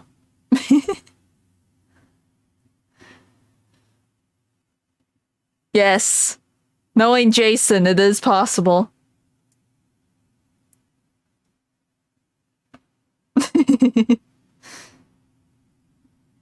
Oh no, not stun lock. That's horrible. Oh no. Previously on the last door, Jeremiah Devitt. Oh, I can't read. Jeremiah Devitt, alerted by the suicide and mysterious letter of his friend Anthony Beechworth, went in search of the memories of his past that he had lost. Devitt discovered that in school he had taken part in a strange experiment. Its goal was to peek through the veil, the thin line between common reality and the world of horror and madness that lies beyond, under the watch of the eye of the bird. Oh no. Pain. During his search, he was inoculated with the drug they had used back then. The serum made Devitt's mind travel for a few hours to a dreamlike realm of the Veil. There he met his old classmate, Alexander Dupre, who urged Devitt to join his cause and cross with him to the realm of the bird. When Devitt woke from his trance, he found himself deeply convinced by his friend's words. He traveled to Dupre's house, where he had discovered his friend had dosed himself with a new serum, leaving a catatonic body behind.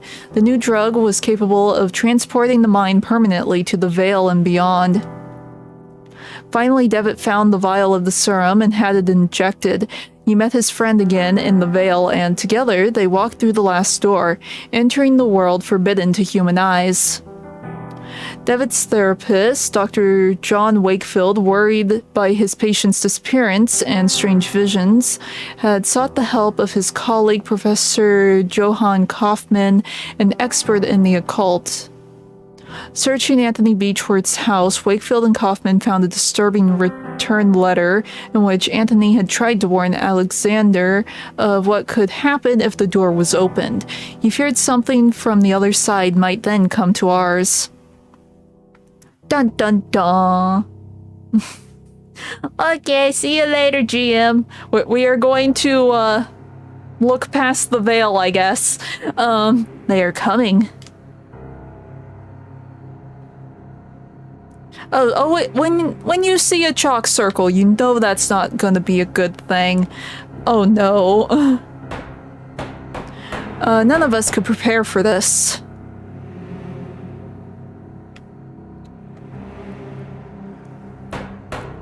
The visions screaming were merely a warning.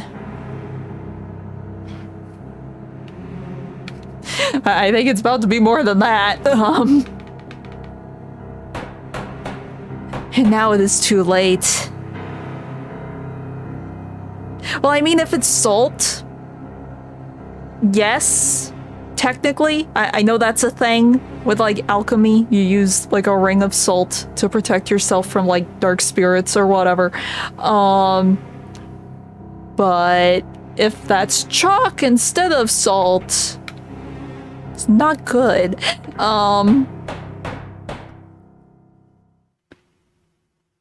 They are coming.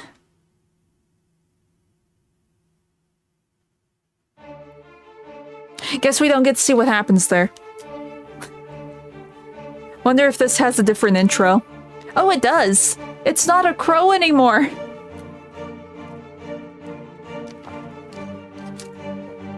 Now it's clocks.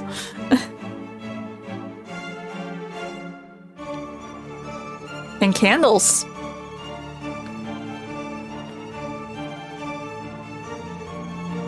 And pictures. But no crow. I'm sort of surprised. There is no crow here. Where is the crow? There it is. Burb.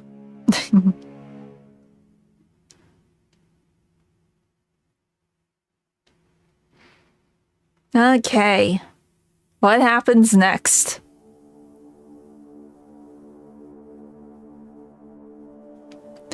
Last night I had the nightmare again, but this time it was different. This time he talked to me. Okay. Is that you, Devitt, or is it someone else? Do I move? It was the same unknown street, void of any sound and life. I walked aimlessly as if I were lost.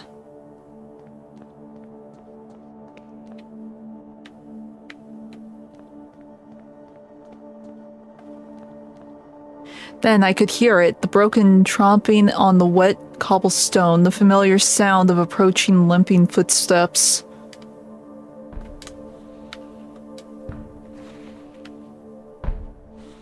Okay.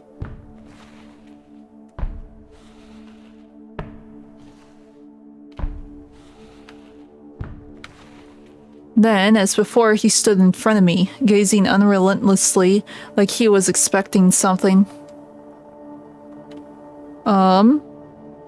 This time he spoke. Give me back what he took, nothing else. Okay. Give me back what he took. Okay. No, I have fallen asleep again. What time is it? I guess this isn't Devitt. Dawn already. It is time. Oh, is this the therapist? Are we playing as the therapist now?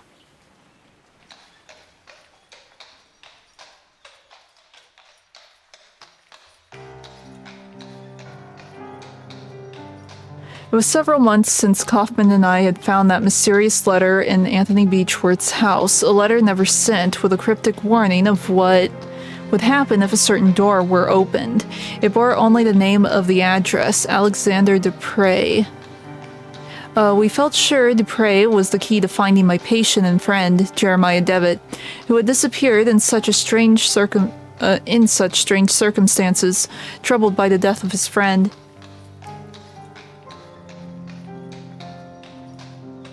Potentially. It's probably whatever this weird serum thing is. Because that's what started all of this. Devitt, moved on, forgot everything, but the other three didn't, and they kept doing this experiment to try and get back there, to get back to the Bird King. So, something along those lines. Anthony, Devitt had visited the school of his childhood and never been seen again. Kaufman soon conveyed to me his deep concerns and warned that I should conduct any investigations with the utmost discretion. He pursued his own research, though his thoughts and methods remained a secret. In his last letter, he requested that I visit East Hill Lunatic Asylum in London. There were reasons to believe that Alexander had been institutionalized there for many years. I was asked to confirm this hypothesis. I can't talk. Hypothesis. And if it proved correct, to gather whatever other information might arise.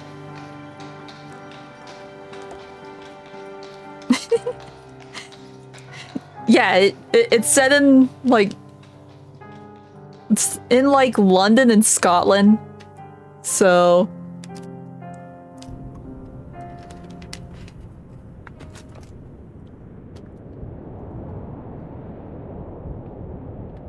Oh, Oh, we get to fast travel in this one. That's different. The playwright. Okay. So this is East Hill Lunatic Asylum. I hope I can find the information on Alexander here. Yeah! Bigger map, that's cool. Let's see. Sea monster found. Talking about the Loch Ness.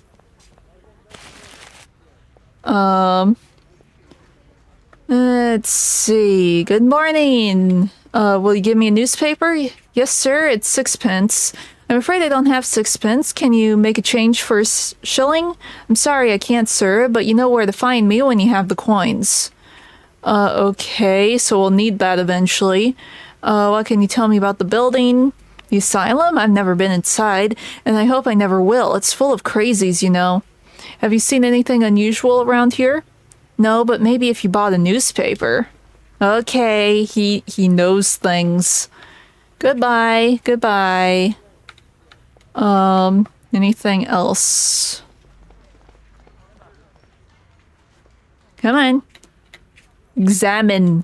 Thank you. East Hill Lunatic Asylum. The expansive London skyline seems to fade away amidst the fog and smoke. The enormous stone building is East Hill Lunatic Asylum. Yes, we know we are here for that. Oh, what's this? The letterbox atop the wrought iron gate reads East. Yeah, we get it. It's an asylum. Let's go into the funny farm. But we don't have any items with us. We just have the magnifying glass. Oh, the glass is different. The art for it's different. Okay, so we can go that way.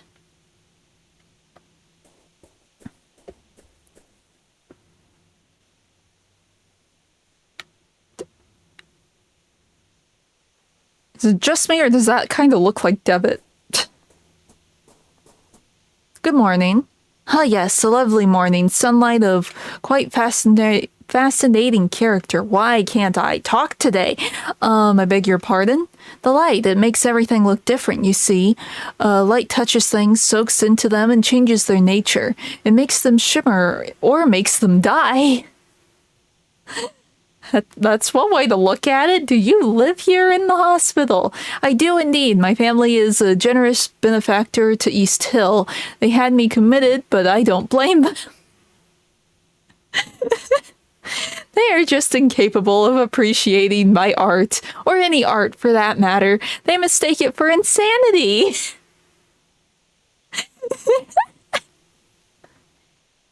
What are you drawing? I am not just drawing, my friend. I am trying to feel the light, to translate its power to the surface of the paper. Those animals don't like it, though. They don't want me to succeed, so they take them away. They take my drawings and they study them and they laugh, because my eyes can see the light and theirs are blind. But someday everyone will understand. Yeah, he seems fine. He seems chill. Just let him draw. Who are they, the ones who take your art away? Ha, those foolish caretakers. They hide behind a big mirror where they think themselves safe, and they look at me, they observe me, they even take notes. Do you know Alexander? Let's see, my name is Dr. Wakefield. I'm looking for a man who lived here some time ago. Would you happen to know one Alexander Dupre? The name does ring a bell. I have not been here long, though. You should ask the other patients. They may be able to help you. Some have been here for many years. Or you could ask one of the others, the brutes who keep us here. Where are your drawings now? I suspect they are somewhere in the archive, since I've seen them confiscated items taken there before. You seem different from the rest. Can I trust you? I've been trying to sneak in there for days now, but Miss Wristwell keeps a tight guard on the door. I even stole a key from one of those guards. You're a doctor. Surely you could gain entry. If you could recover my drawings, I would be so grateful. Here, take the key with you. Okay, I must go. My people need me. Have a nice day. Yes. Yeah, so we've been dealing with a lot of people that are like staring into the void. He's the one staring into the opposite of the void, into the light, so he can see things, better things. Then let's see, the large door is made of strong metal. This must lead to a secure ward of the hospital. Okay, inmate quarters.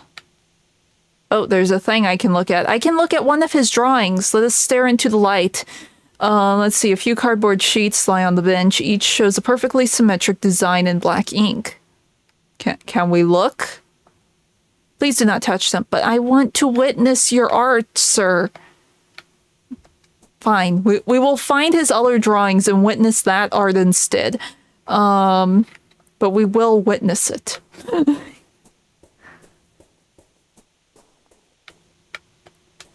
Okay, this is it. Okay, lady. Good morning, madam. My name is Dr. Wakefield. I am a psychiatrist. Maybe. Potentially. But we should look anyway. Let's see. Oh my, good morning. Forgive my manners. I get so excited when we have visitors. We don't get many these days, and certainly we are lacking experts like you. What do you mean you lack experts? Yeah, this is an insane asylum. Why don't you have experts? Every year we get less funding from the Crown. First the doctors started to leave, then it was the caretakers. Now very few remain. But we have a responsibility to our poor patients, do we not? We must care for them. They cannot be out living with the... I can't read. Living with the proper people. We must keep ourselves safe, and our patients too, of course. I am looking for a man who used to be a patient here a few years ago.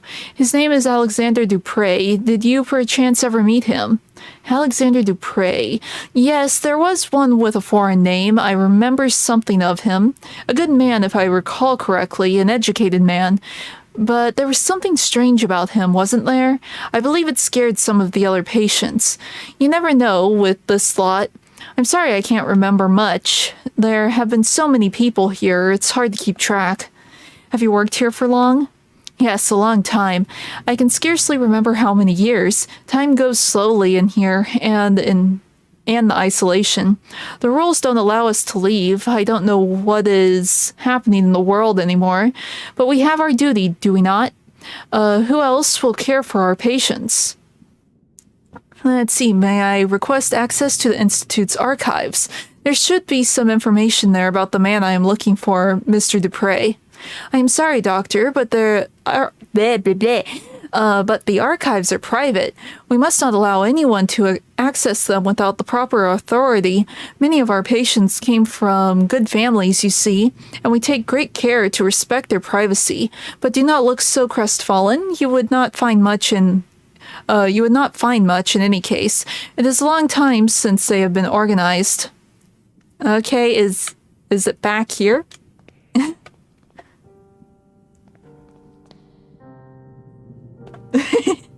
I don't know. It's implied that each of them was looking for something. And like the school or like the world around them just was not providing them with that something. So like Devitt was looking for true philosophy or whatever. Let's see, I'm sorry the archives are off limits. Okay, be that way. What's this then? A bookshelf. These books are not volumes of psychiatry or medical science, but old serial novels for patients to read. Okay.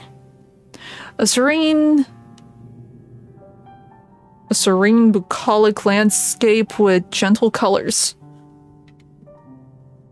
A portrait of a sphere-looking man, most probably the founder of the Institute. The rose windows brings a solemn air to the room. An oil picture portraying Dymphna, patron saint of psychiatrists, but also those who suffer neurological disorders and victims of incest. She was killed by her own father, who chopped off her head after she refused to marry him when her mother died. Okay. We're just gonna leave.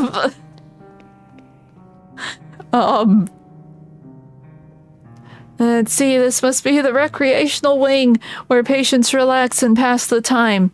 Perhaps here I can find someone who met Alexander while he was institutionalized. Maybe we will find something in the portraits. Yeah, basically. That's an insane true story. Let's move on. A sunny beach lapped by the waves of a gentle sea. A marble bust of Hegia, Greek goddess of physical and mental health. Your theologies are crossing here a bit. You have a patron saint from like Catholic, the Catholic sect or whatever. Now you have Greek gods. You're crossing theologies. You shouldn't do that. Let's see. The stone bust keeps the patient silent company. Cheerful pastoral scene. These papers look important and I cannot read them. You look important, sir. A man wearing a worn-out military uniform, lost in who knows what. Okay. Warm decoration of this room suggests a great deal of sensitivity to the patient's moral needs.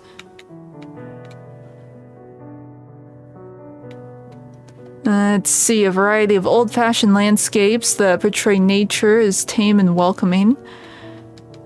Variety of old-fashioned landscapes that portray nature as tame. Oh, it's the same thing. Can we talk to you, Mr. Sir? Excuse me, sir, I could not help but notice your uniform. Were you in the army? Leave me alone. You do not want to talk to a coward such as myself. Okay, so he was a deserter. Hello. Good morning, madam. My name is Wakefield. I'm looking for a former patient of this institution. The rumbling. She doesn't seem to have noticed me. Have you been living here for long? The rumbling.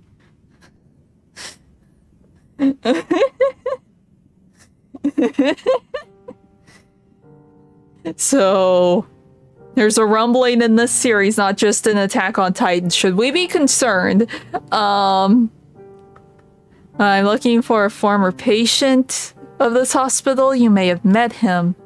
An eyeless gaze. I'm looking for a man that you may have met. His name is Alexander Dupre.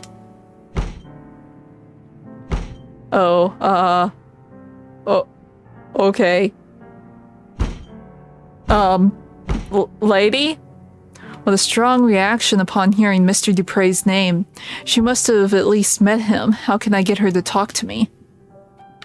Mr. Sir. Good morning, I am a psychiatrist, Dr. Wakefield. Quite an impressive institution you have here. Can I ask for your assistance? I am looking for a former patient of this institution. His name is Dupre. Yeah, exactly. Instead of a giant wall of titans coming for us, we just have giant crows. I'm sorry, sir. I've never heard that name before. Let's see. Maybe one of your senior colleagues would know something about this former patient. Well, you could ask Miss Ristwell in the entrance hall. She's been here for years, maybe for too long. You know, we caretakers live here with the patients. And we are not allowed to leave the asylum's premises. This life can get to you if you don't take proper care. I try to keep as much distance as possible from the lunatics. You're in the wrong line of work if you're trying to avoid the lunatics. I hate to break it to you, dude. The asylum is quite big, but I can't help but notice there aren't many patients around. Well, apart from those in the isolation ward, it is true that there are not many patients at present, but there are even fewer of us caretakers now. We are only 3 for the whole hospital. Ooh, that's not good. For what I've been told, in old times, the income was enough to provide for everything we needed. A complete staff, proper accommodation for the patients, and the best doctors. But as the newer, bigger regional asylums were built, the Crown's support was gradually withdrawn from East Hill. Soon everyone started leaving, and this is what remains. Who would have thought? Let's see. Well, thank you in any case. I will leave you to your work in peace. Window. It is odd that only one window is shuttered. The curtain casts a molted shadow over this corner of the room. Can we open it? I guess not. Maybe she just doesn't like windows. We'll go back here.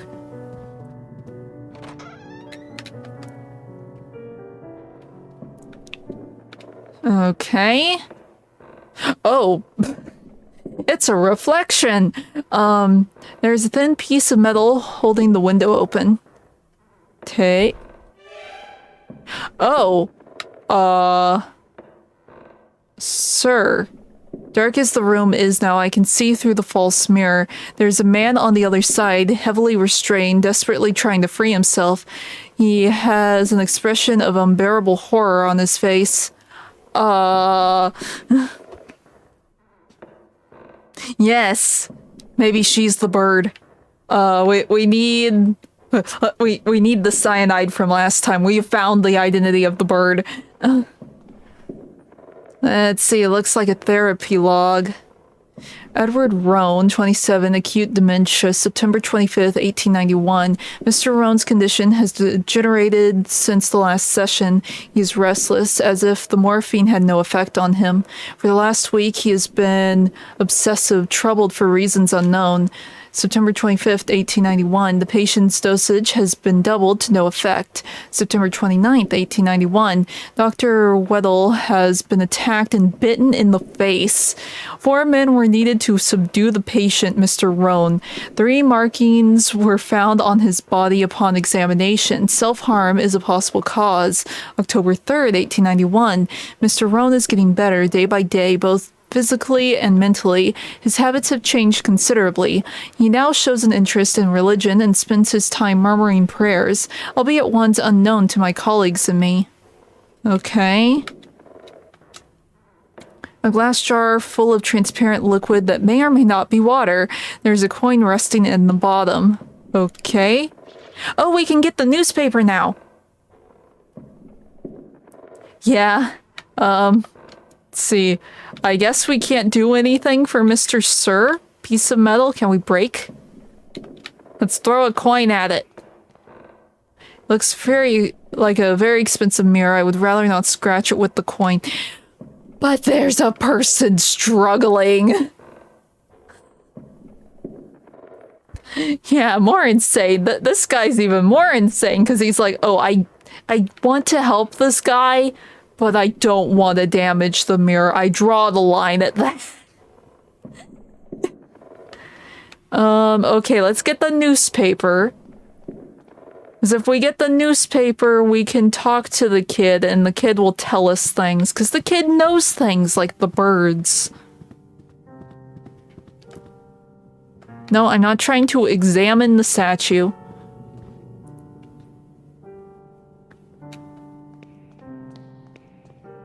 Okay. Where are you, kid?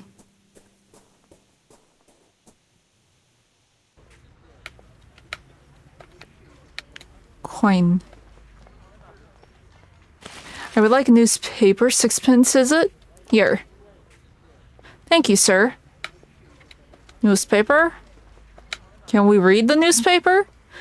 Let's see. Today's Illustrated London News. The first headline is about the grim case. Scotland Yard keeps its silence about the ambassador of Turkey found dead last Saturday under mysterious circumstances. Our sources suspect he may have been murdered. Don't say. Everything is a murder. The second, sea monster found in St. Ives. The remains of a serpent from the deep were found on the beach early yesterday morning. It is suspected that they come from a seaside museum in Spain, destroyed a month ago by the sea waves during a terrifying storm. There's another drawing advertising an operetta called Love Brushstrokes. Okay, well, this is called The Playwright. So that will probably be important. Wait, no, we need to talk to the kid because the kid has info.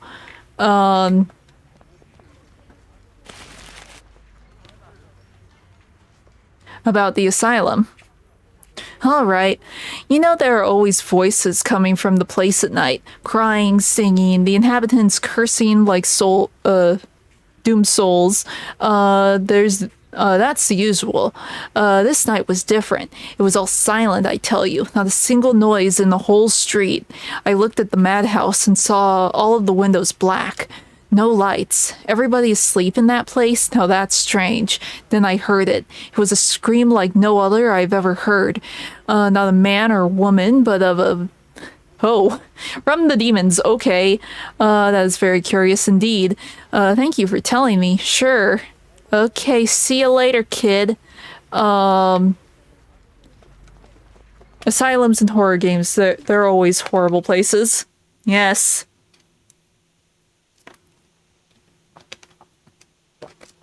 Okay. So we need his papers over here. I'm just curious. He said that this key was for the, archives, but what if it's actually for here? No? What if this is actually for here? Oh, look! We can get inside. Let's go to... Oh, I can't open. Never mind. I was excited for a second. You want this? Looks very busy. I doubt he would be very interested in today's news. Okay. The game has duped me. I got excited for a second. I thought I did something smart. Oh, since this is today's news, she would be interested in this, wouldn't she? Why, thank you kindly. How thoughtful you are. Now...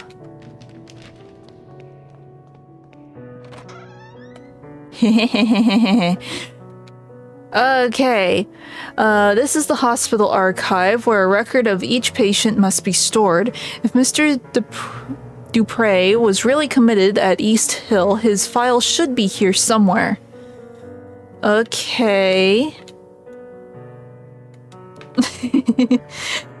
Yeah, instead of jangling keys in front of her face, we're just like jangling a piece of paper like, look, there's stuff happening in the outside world you'll never guess. Let's see, it has been a long time since this desk was last used. It is covered in discarded papers and pins and a noticeable layer of dust. Okay. The drawers are all locked, but we have key? Key? I have been bamboozled again. He said this key was for the archives. This cabinet contains many documents detailing the treatment of patients ranging from 2 decades ago to last year. His file is right here. Dupre, Alexander, room 108A. All the files are missing. It's as if they've been torn out. Only a little piece of paper remains with the address written on it, Paul Street 26. But it didn't let me use it. Let's see, could that be where Alexander Dupre lived before he was committed to this hospital? Paul Street. I should follow this new lead and see if it takes me somewhere. This is why we get fast travel. Useful. Well, when I used the key, it gave me a little X, like it didn't work. So I have no idea. Maybe it did work. I don't know. Let's see, all the dates of this cabinet are prior to 1870. I'm looking for a more recent file. Metal locker, small sign reads, seized objects. See, this is where the key is used. It's for this. Some personal effects probably sent in by the patient's family, but deemed unsafe by the caretakers. One of them is a stack of thick sheets of paper carelessly bound together, bearing the drawings and paintings of a troubled man. Okay. I want to let us behold his pictures. Aw, they aren't going to show us watercolor paintings and drawings of different subjects, a tree, a vase with flowers, something that could be a portrait, but the colors are dispersed, shapes broken, decomposed, and mixed in a whirl of bright flecks. Okay. There's something here. Let me examine what is on the wall. It says that there's something here. But that's just a cabinet. Okay. Oh, what's this? Did I read this?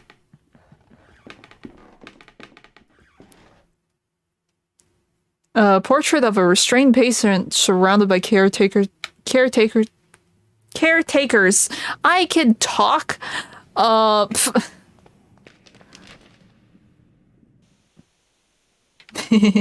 Yes, we can take it. I have done chaos drawings before. We can do this. You're Mr. Sir. I bring back your chaos. Here, are these your drawings? Great wonder, they're back. Someday they will understand light and shape as I understand them. Thank you, friend. If you want, take these cardboard sheets. Thank you, I have no more need of them. Okay. Can we look at these? A few folded cardboard sheets, each one with a large symmetric patch of black ink in the middle. I have heard of this technique, but always thought it an eccentric.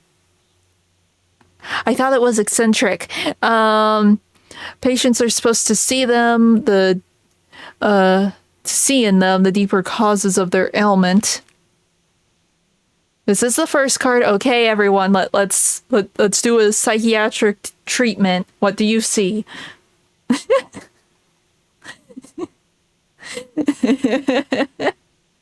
I see butterfly. Yeah.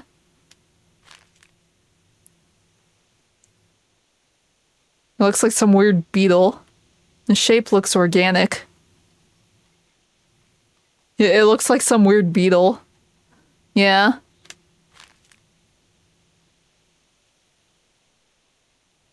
Huh. Almost like insects. I don't know what that one looks like.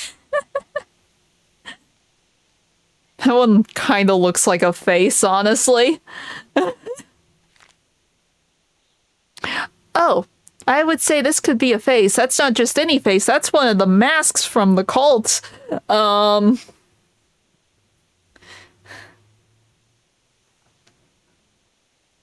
Okay. So we have that. We still can't get in here, though. Locked shut, can't open it. Okay. We could. We could.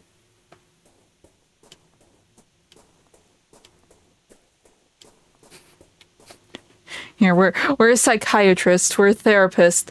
We will do an exam for all of the patients free of charge. Here, Mr. Deserter.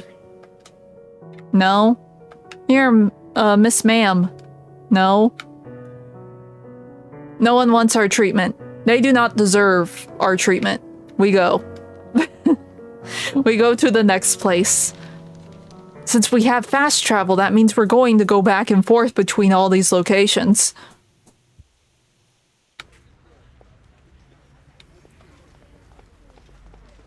Yeah, they probably couldn't. Okay, to Paul Street.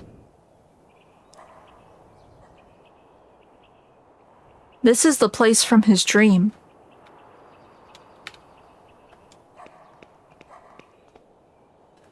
This door is number 24. I'm looking for 26. Number 26. This is the place I was looking for, but the door is bricked up. I must find another way to get in. How about a window? Windows are so thoroughly cemented over that it almost mixes with the facade.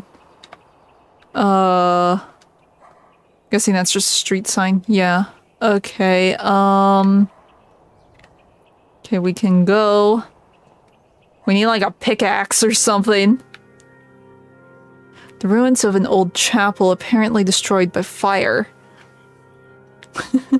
Yes, that is a running theme in these games. We just break and enter all the time.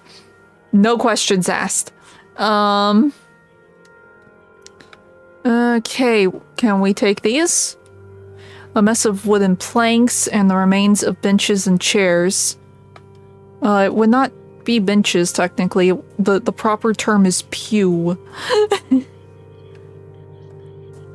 Oh no, the crow has invaded. An improvised altar covered in candles. Oh no. The wooden cross remains almost intact. There's someone on their knees praying. Their face is covered by a hood. What, would you like an exam? No? Okay, you probably don't need it anyway, it's fine. There's a hole in the wall. It is too dark to see what is on the other side. Oh, we need a candle. Can we take a candle? Oh, we can! With this candle, I can light my way through the dark. So, Devitt gets a lantern, and this guy gets a candle. Looks like the hole leads to the building next door.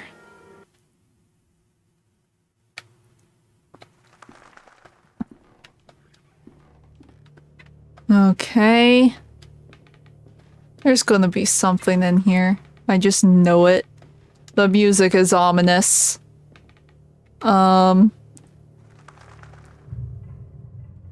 This must be the interior of the bricked up building I saw in the street.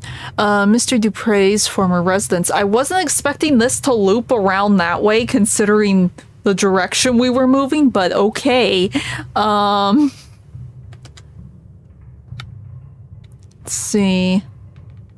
I cannot tell who is depicted in the portrait since it is so badly damaged. It seems someone crushed it into the floor. Okay, well, it was hanging there. There's something here. I mean, it's been a bit since we've had one, so we should probably expect one. Let's see, a military medal. There's a relief of Her Majesty the Queen and several pieces of metal engraved with them. With the names of battles unknown to me. I'll take this with me. Maybe it will mean something to one of Alexander's fellow patients in the hospital. Yes, give. Okay, so we can talk to the deserter now. Let's see, there's a piece of paper on the table. The paper shows some seemingly random letters. It seems as if half of it is missing. Okay, this is a cipher, I think. It could be a cipher, or it could just be a... Because the one side looked really flat. Like, that's the corner of the page, but maybe it is supposed to be ripped on all four sides. But that makes me think it might be a cipher. Or some sort of code. Let's see. One man in high-rank uniform, he's missing an arm.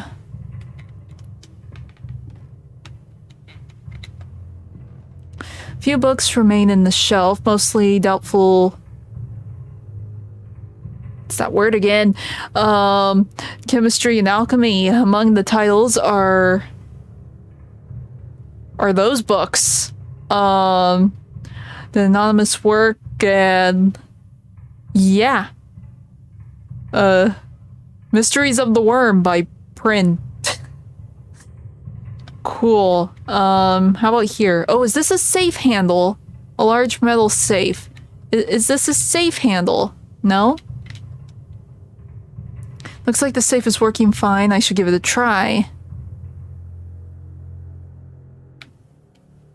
Oh no.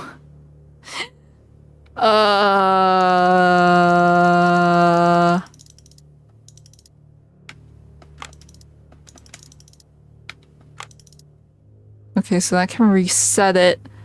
Oh,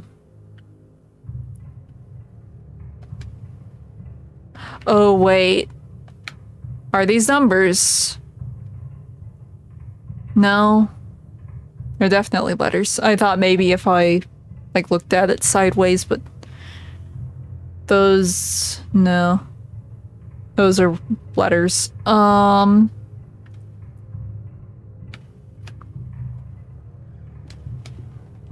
it's like... How you do it is like you turn one way, you listen for a click, and then you turn it the other way, listen for it to click, and then you go back and forth. And that's how you do it if you don't know the code. Let's see, there's something among the ashes. But something tells me somewhere we'll find the code. Like maybe this piece of paper. Let's see, it looks like some kind of message, but there's only one half here. The paper has been carefully burnt. Okay, that's... These are Roman numerals. I believe that's 6 and 5. Yes.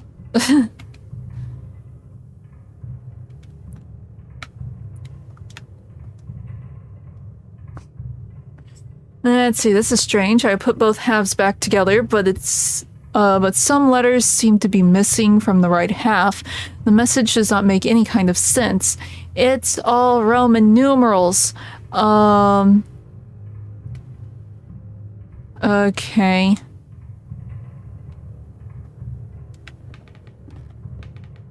Well, is it really only 2 numbers here?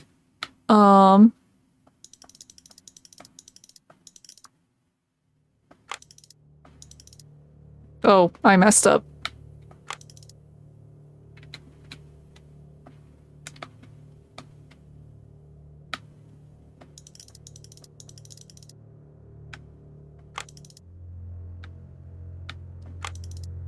Huh. We need more numbers. Yeah. Like 3 or 4.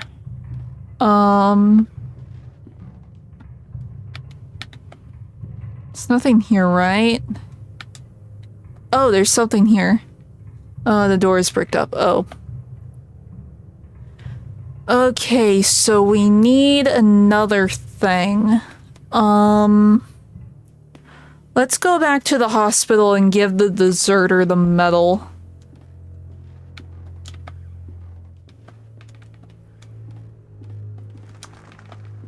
Who knows, maybe he'll give us something.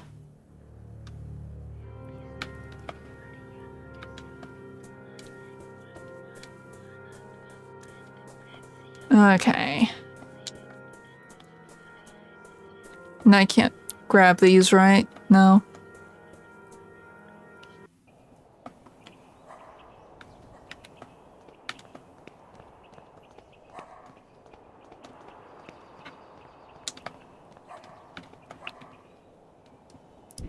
Okay, back to East Hill.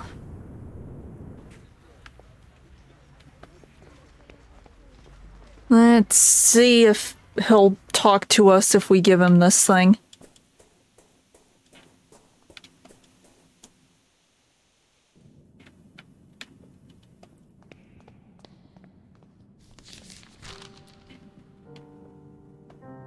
No, not paper. Metal.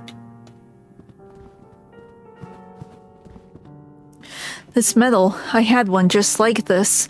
Got it after the battles of Lang's Neck and Majuba Hill in 1881, a decade ago now. For distinguished conduct in the field, it said. What a farce. So you were in the army, as I thought. Allow me to introduce myself. I am Dr. Wakefield. Sergeant William Conghill, Her Majesty's 6th Light Infantry. Are you another one of those alienists? Do you doctors not realize that cowardice cannot be cured by your arts? Let's see, why are they keeping you here? The doctors say I suffered from a nervous disorder. I believe this is a term for when they themselves, with all their learning, do not know what to say. But I know the true name of my sickness. It is pure cowardice. I am looking for a former patient of this hospital. You may have met him. His name is Alexander Dupre. Yes, I did know a man of that name. We met briefly. He was here when I arrived. What do you know about him? He was a proper lad, educated. He listened closely to the stories of the other inmates, but he kept his own to himself. We talked a lot. He was very close to Miss Conhay, too.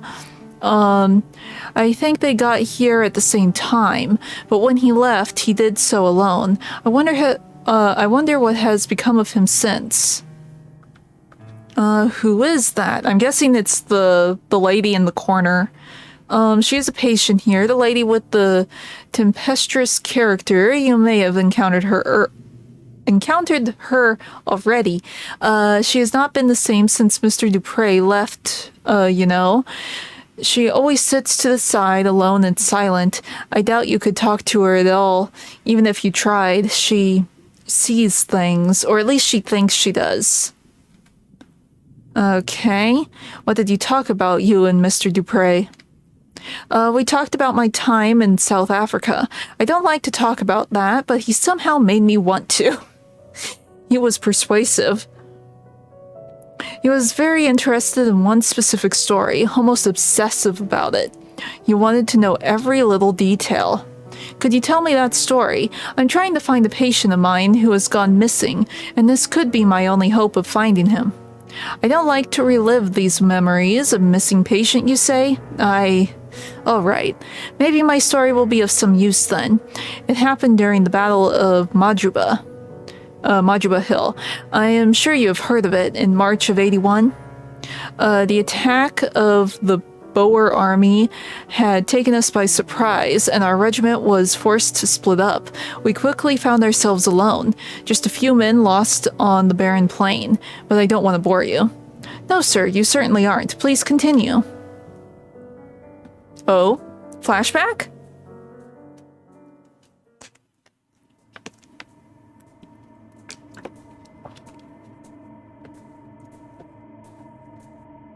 As I said before, we were few, and we were sure the enemy was lurking out there. In the cold air of dusk, a thick fog formed quickly, masking everything around us. We could barely see each other. Not the mist again.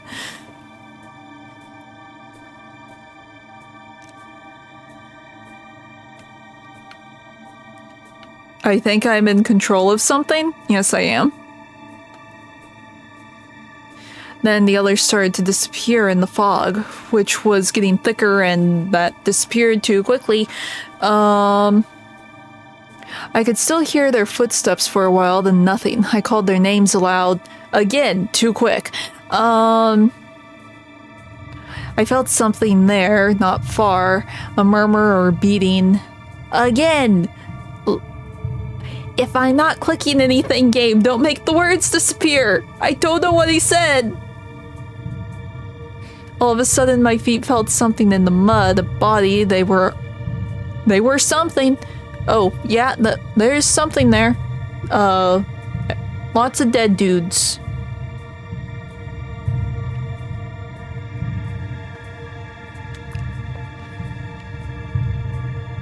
Bird? It's gonna be the bird. It has to be the bird. Oh, wait. Then the mist cleared out.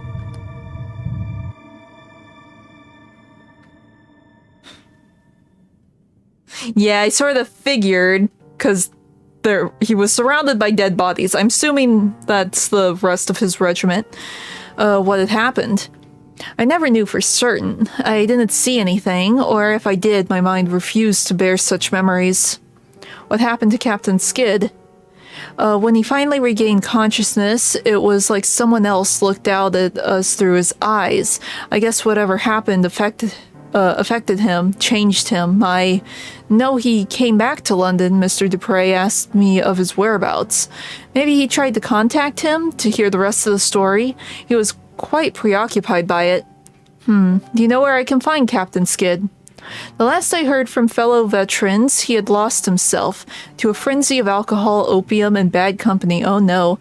This downward spiral led him, as many others, to a wretched nadir. A dirty hole deep in St. Giles Rookery, known as the Crimson Nest. Mayhap you will find him there, alive even if you're lucky. Here, this is a picture of our regiment. You can see him there. Okay. Guess we're going over there now. Seems like season 2 is a lot bigger than season 1. Cool.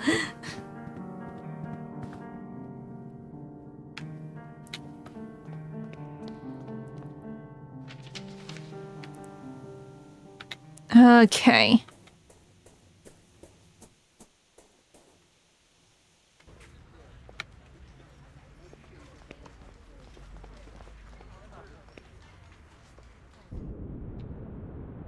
Let's go over here. This is the slum of St. Giles. The Crimson Nest shouldn't be far.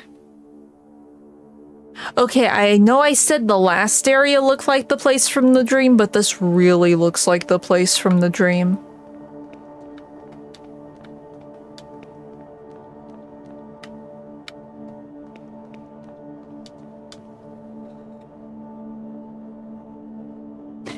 Yeah. We can blame everything on the burb.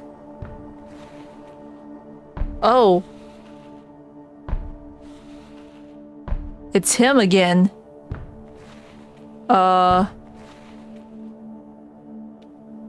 You want me to give what was taken from you, yes? This man, he looks like the man from my nightmares. He's blind of one eye, the empty socket glistens in the lamplight. He seems to want something from me.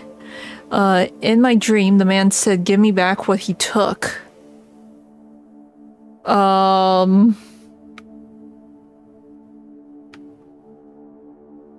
Technically, I took all of this. Cards? Metal? I took light. Do you want light? Photo? He doesn't look like anyone in this picture. I doubt it has ever been his. Give me back what he took. He had said in my nightmare. Paper? Paper. Okay, so we're missing something. Soft glimmer of the street lamp casts a comforting glow on the otherwise empty street. I'm guessing I can't get past him? No. Okay, so we're missing something.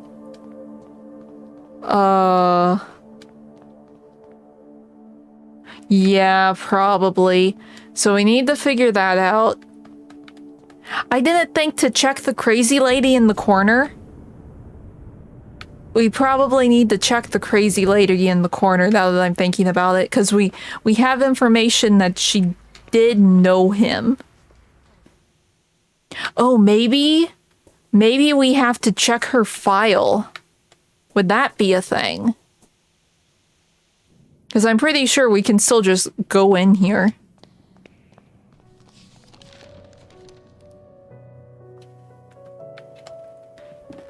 Let's see. Okay, that's just that. Anything here? Okay, I guess not. Okay, we'll check the crazy lady.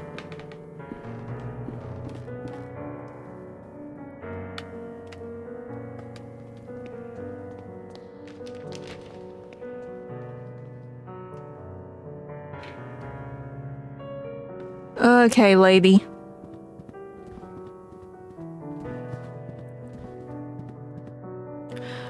Miss Conhee is very upset. Please do not distress her further. With a strong reaction, yeah, we already know that she knows him. So do we need to distract Mr. Sir and get him out of the picture? Candle? We still can't do anything about that. The window is closed abruptly.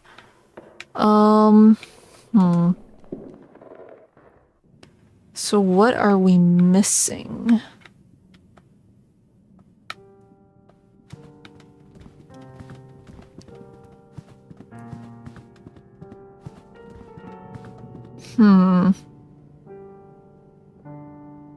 She won't say anything to us, will she? My goodness, how quickly things change in the outside world. Okay, you are useless. Maybe we have missed something in the other area. So there's nothing here, because we can't open this. I really thought the metal would open it. Like, this could pass as, like, a door handle.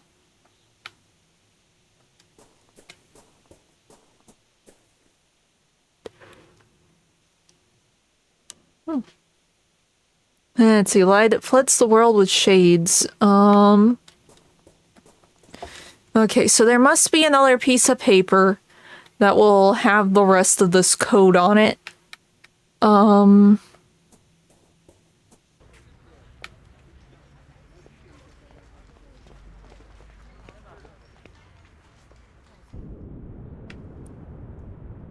Let's see, we'll go here. Can we get in to the doors? I'm just gonna click everything that it shows me I can click on. Just to be on the safe side, because I'm clearly missing something.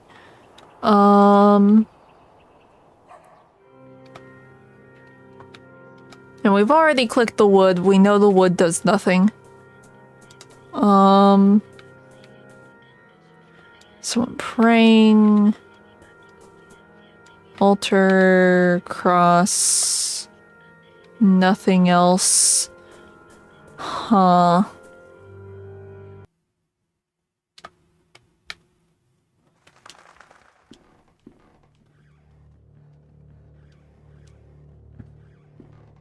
Surprised this area is just completely empty. There's usually not areas like that. Can we burn things? Can we make the painting worse? Door is bricked up.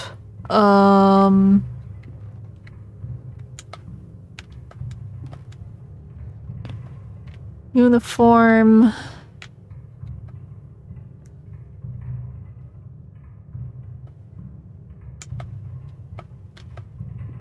Yeah, there's nothing else.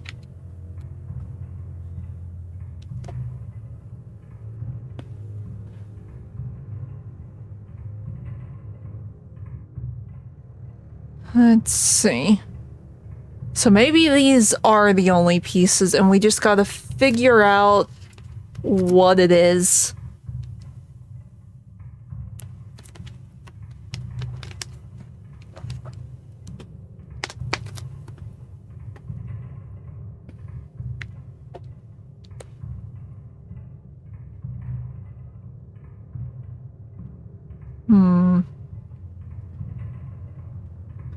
Let's see. Let me take a picture of this so I can look at it and think. Okay.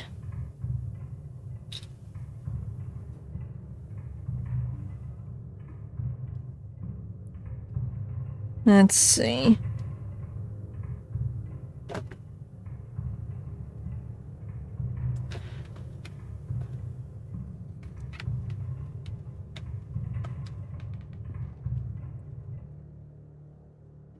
So let's see, we know this is 6.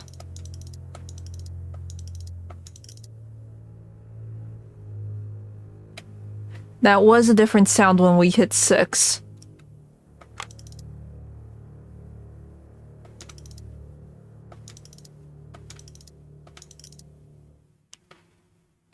Five?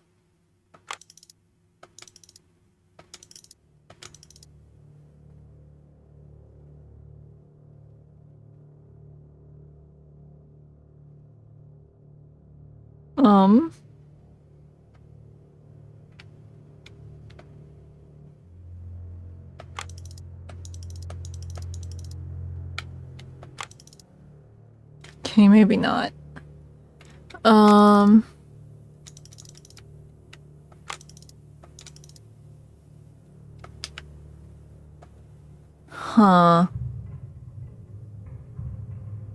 Because I was looking at the paper and like after the 6, there's like another single I, so that would have been a 1, and it sounded like it activated right.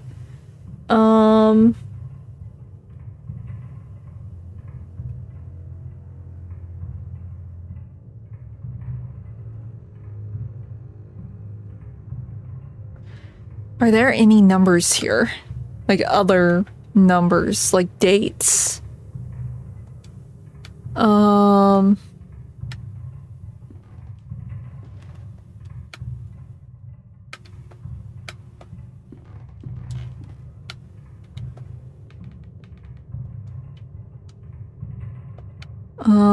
Let's see. Half is missing. Okay. Is there any dates on anything?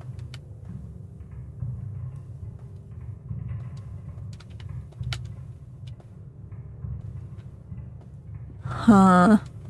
Because I think we have everything. It's just a matter of doing it now.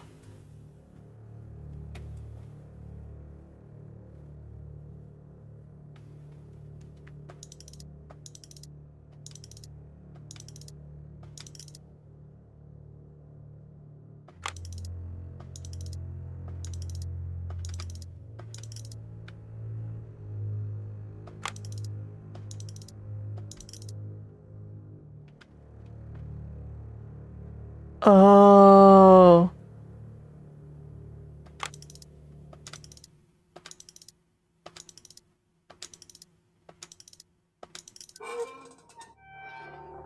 Sound puzzle! And I see it now. I kind of see it on the note now. Yeah. It is empty. Wait, this is not a safe, but an entrance to a passage. It is completely dark. The only way to know where it leads is by crawling in. Honestly, I don't think I would have figured this out. Because I can kind of see what they were trying to do. Kinda. If they hadn't added the difference in sounds, I probably would have been here forever, though.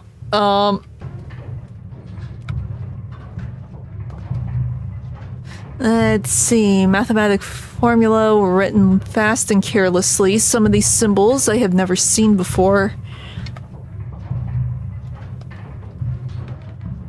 A list of numbers that looks like some kind of calendar or timetable.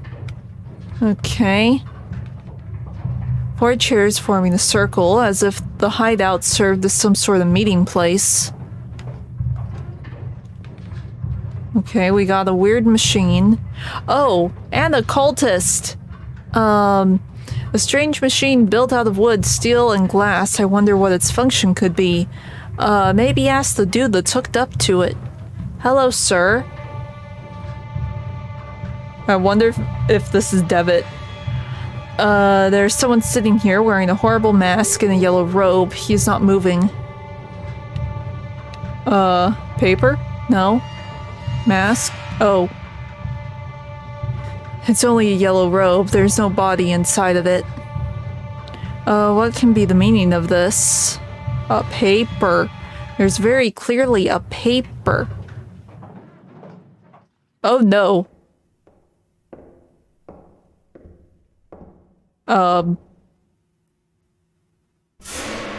Hi.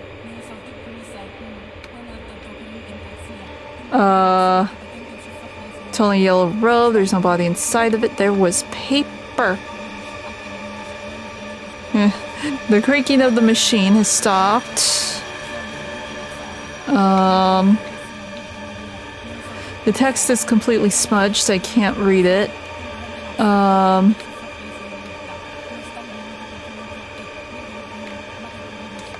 Guess I... Would you like a mask? Can I test you? I guess we just leave. I'm not trying to examine anything, game. I'm trying to leave. So I'm guessing the guy wants the mask? Is that what we have taken from him? Or what someone took from him?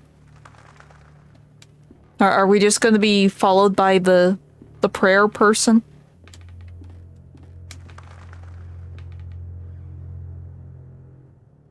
Well, they aren't out here. They just followed us inside. Okay.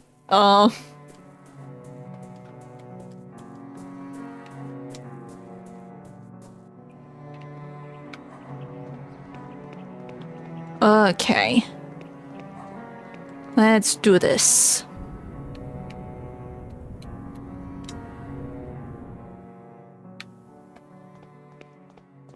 Sir, I have your face. Would you like your face back? Is that what you were wanting? Face? He looks to the mask for a second, only to stare at me again. Give me back what he took, he said in the nightmare. Mask? So it's not the mask. Who else would want the mask?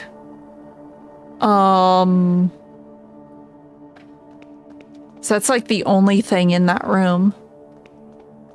Okay. Crazy lady? Question mark?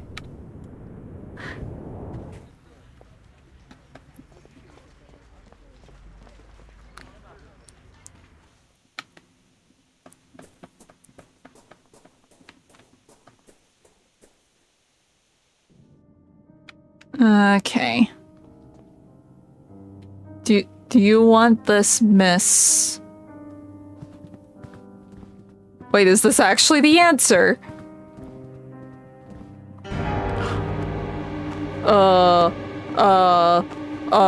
Okay. Calm down.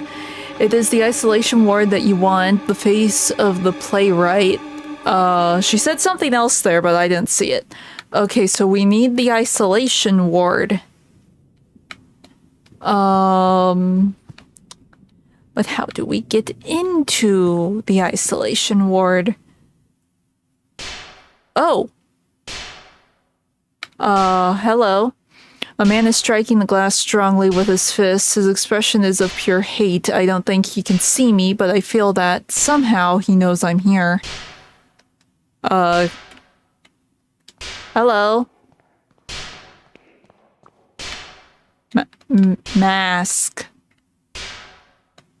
Metal. Goodbye.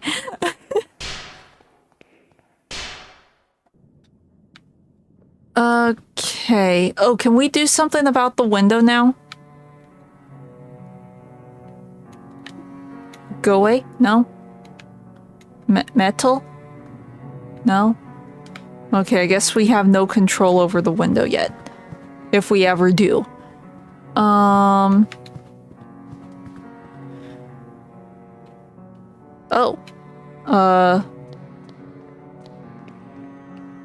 That poor woman. They must have taken her to the isolation ward.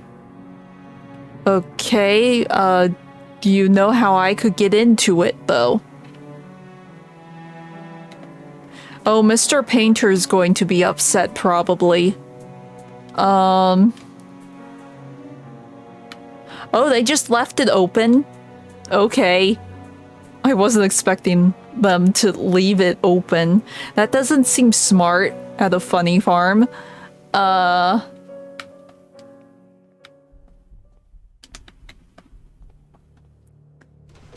to poke around. Hello.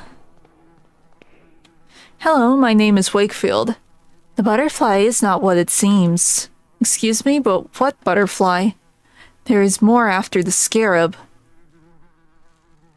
Okay, so she's talking about the ink blots. Do you want them? Is this the butterfly you talked about? It displays its wonderful colors, fills your eyes with awe, but it's only a show. Behind the veil, its body crawls on dirty ground, hides in the darkness, and transforms. Another of its lies. So what would this be? Its dark body creaks and rustles with its blind movements. Slowly, step by step, it gets closer and closer and closer and closer. What about this one? It will come. Whatever you do, it will cry out loud, looking at you from everywhere at the same time. What about this one? Him. Him? His mask. My mate from the other room used to scream at night, always told us he could feel something under his bed, a presence, an eyeless gaze. So, like this? No?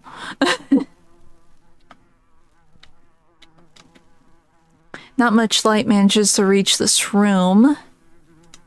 She took my ink blots. Okay. Room 102A. Oh, we're looking for what was it? 103?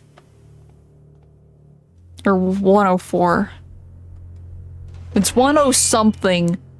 I forget what number it was, but we're looking for one. Oh, okay. That is definitely an angle. An old pendant on the dresser. It looks valuable.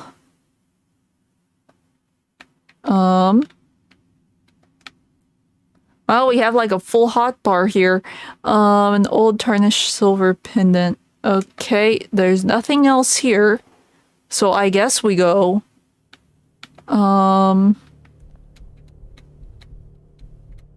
I can look. Room 106. Oh, there's voices in the darkness. Well,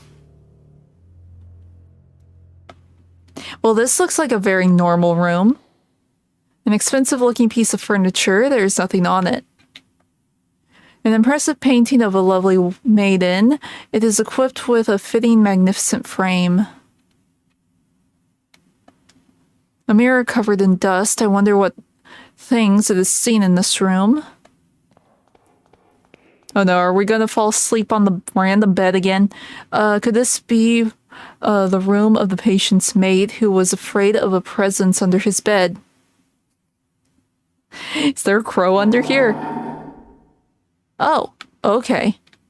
Just checking, nothing else in here we go. Ah! There's something written on the wall. One of them came last night. I knew what it was I knew what it actually was because of the sign it carried, the sign of the eye. I killed it and hid it well. If more come, they will not find their friend nor its eye. Okay, the door is bricked up. Why would they do such a thing? I doubt anyone has slept in this place in a long time. Window is sealed too. Almost no light can reach the room. Okay, so he caught a bird and killed it.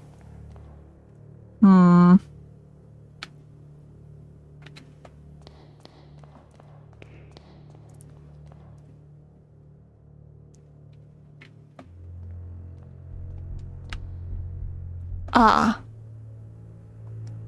Room 108. The door is closed for good with bricks, like they were permanent, or pretending it never existed. They didn't even try to disguise it. The playwright, what is she screaming? The playwright, it is eyeless but not blind. It will come after us.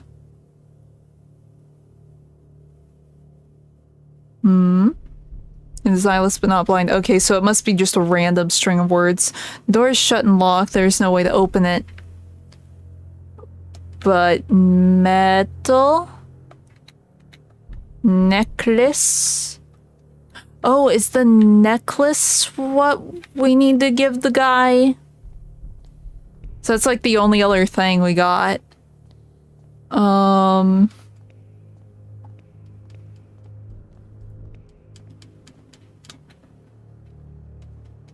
Okay. Let's see if the guy wants the necklace.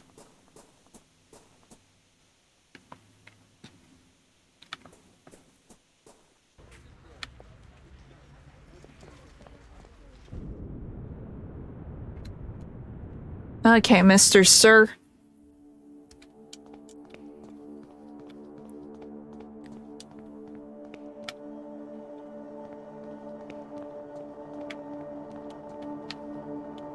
This? He's staring. Let's see. He is still staring into my eyes. The pendant does not seem to interest him. Give me back what he took, he said in my nightmare. Okay, so it's not the necklace. But what else can we do? So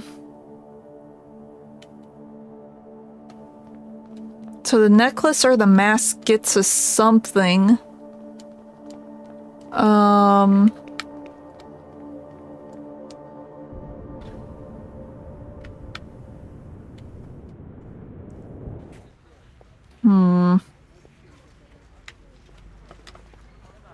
I am confused.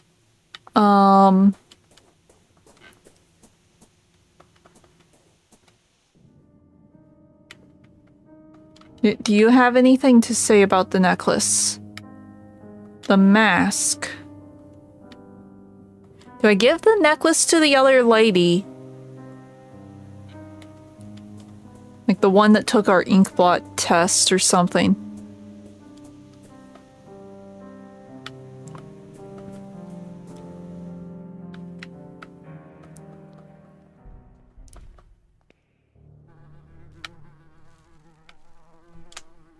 Pendant? Mask? No. I guess we already interacted with her. Does she have anything else to say? His mask, my mate from the other room, used to scream at night, always told us he could feel something under his bed, a presence, an eyeless gaze.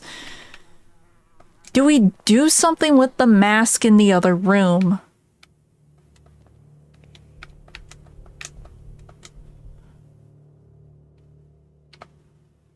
Nothing here.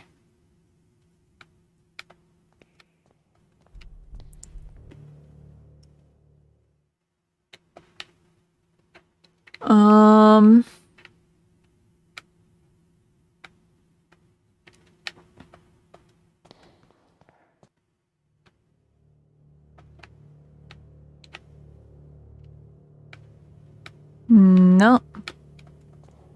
There's nothing I can do with the bed, right? Huh.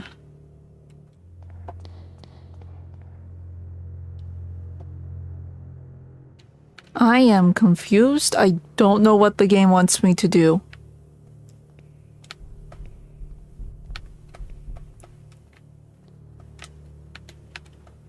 No? Because it's locked.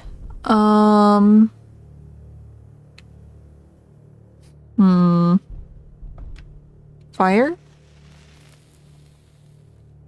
Hey, look, it's the solution to the puzzle that I brute forced.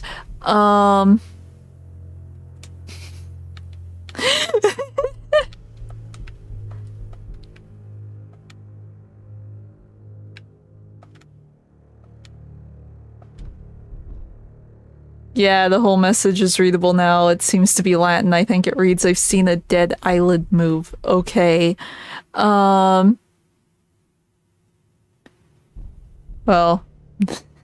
there's the safe key that I brute forced. Okay. Heh.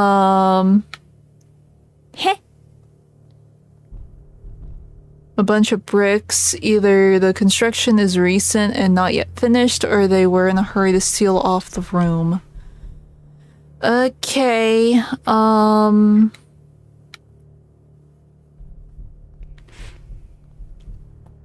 I already got in there.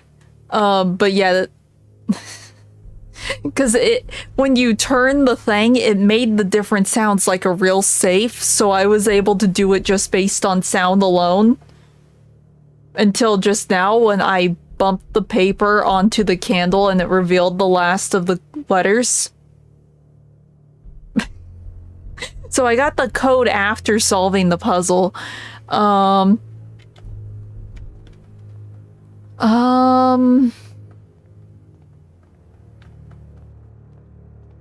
don't know where we should go now, though.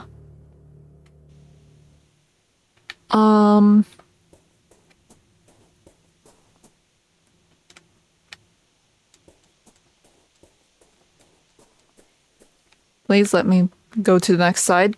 Because right now we just have to get past the dude. No. We went into a secret room and it had like cultist gear, so I got a mask. I tried the mask, that didn't work. I showed the mask to the lady upstairs. She freaked out, tried to attack us, and got dragged into like solitary confinement. And while I was exploring those rooms, I got the pendant and talked to someone that interpreted the ink blot test. And that's where I'm at now. And he doesn't want the pendant either. Because I tried giving him the necklace too. Also, this guy is awake now.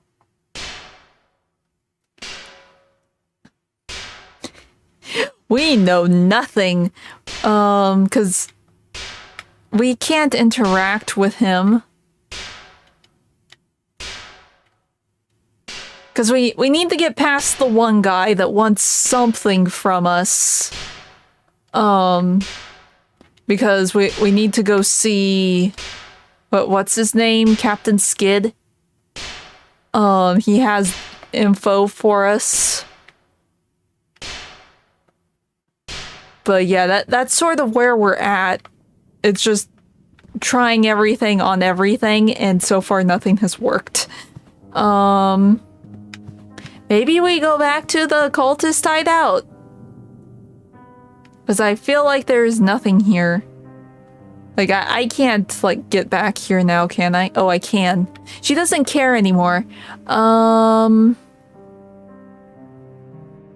We've already looked at all of these, though.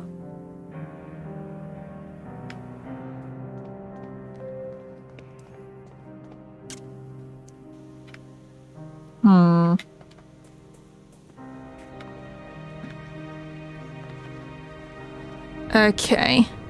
We will go to Paul Street again. Just double check everything. We know that's all boarded up.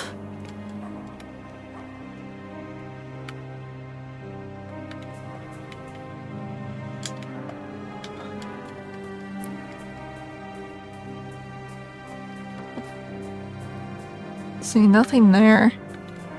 I still find it weird that this area has absolutely nothing in it. It's just a path. That, like, never happens.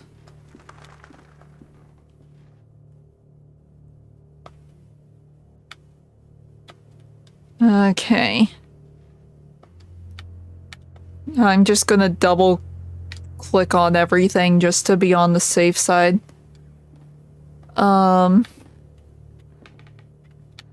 Because that's just the portrait. These are just a bunch of books. But no, the safe is actually a tunnel.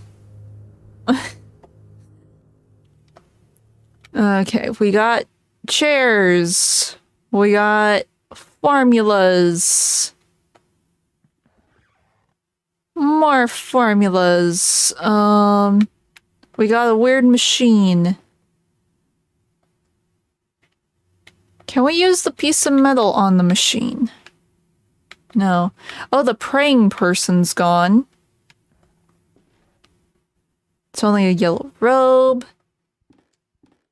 See, in that big shot that we had for this dude, there was like a piece of paper laying on the floor, and now we can't get to it. Smudged, cannot read. Can we burn it? Can we metal it? Mask it. Pendant?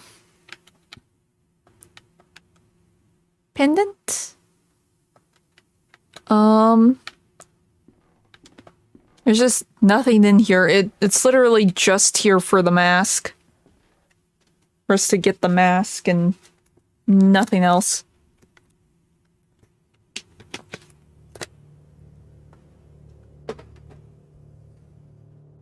Huh.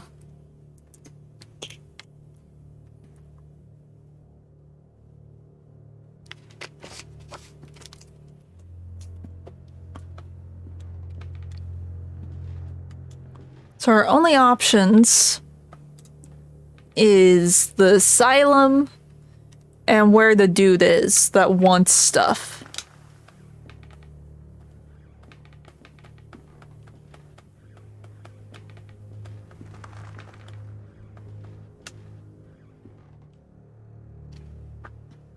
The dude wouldn't want, like, the completed message, right?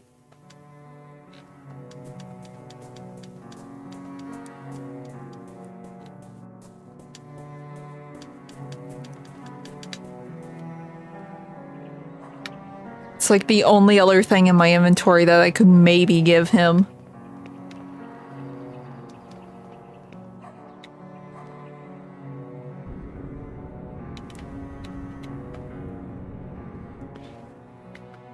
Okay, because there's nothing else here. It's literally just him.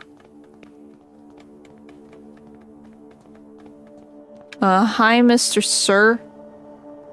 Oh, I can't, like, drag and drop it. Pendant. Mask. Photo. Medal. Let's see. I don't know what this dude wants.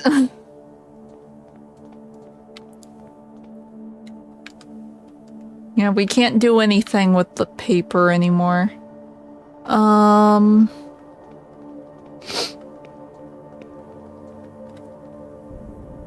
think the paper was supposed to disappear after you solved the puzzle, but since I solved the puzzle without the paper, it's just forever going to be in my inventory. Do you have anything else you can say?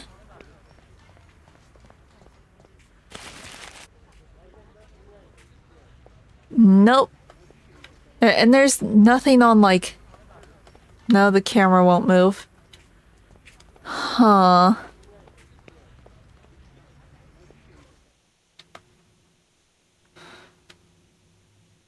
I am so confused.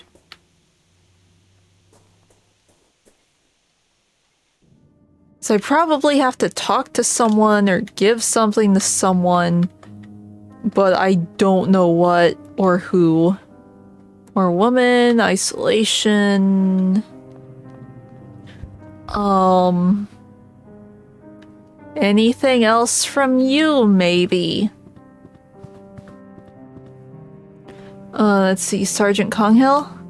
Please leave me be. Memories of war are painful. I don't want to remember them ever again. Okay, you're not helpful. Take a mask. Mask, no. No, fine.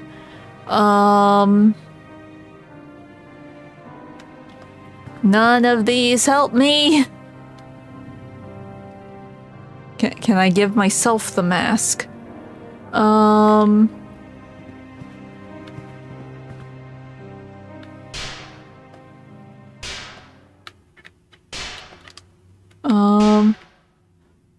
Like, the fact that this lights up makes me think that somehow we are supposed to break this with something. We just don't know what.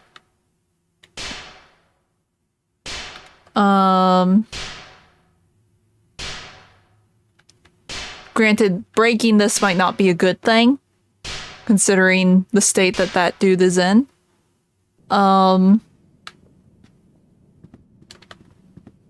I have to be missing something, like, really, really obvious.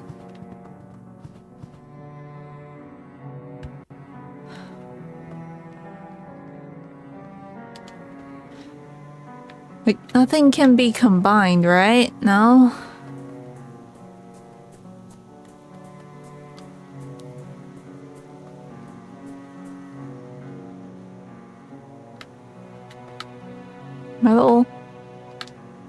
Something.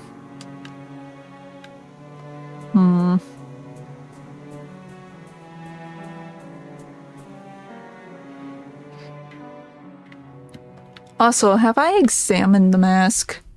Let's see, the mask I found in Alexander Dupre's former residence. It is similar to those used by ancient Greek theater. The holes for the eyes are missing, so it would be impossible for the wearer to see a thing. The expression is one of excruciating horror. Great. It still doesn't help me. You want a mask, lady? You want a necklace? You want a photo? There's really nothing in here.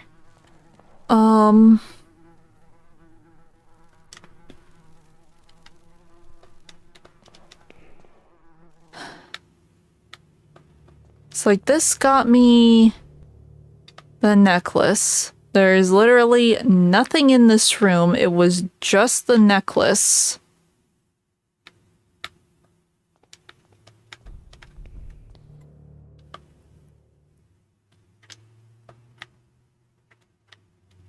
Mask? Since this guy apparently saw people with the mask on. Masks?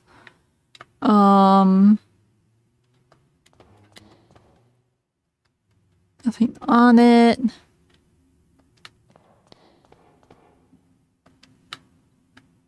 Huh.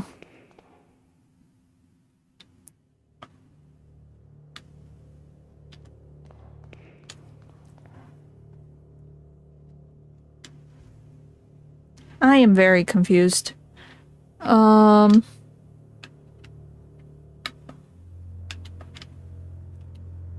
Like, nothing's lighting up, so there's literally nothing interactable in this room.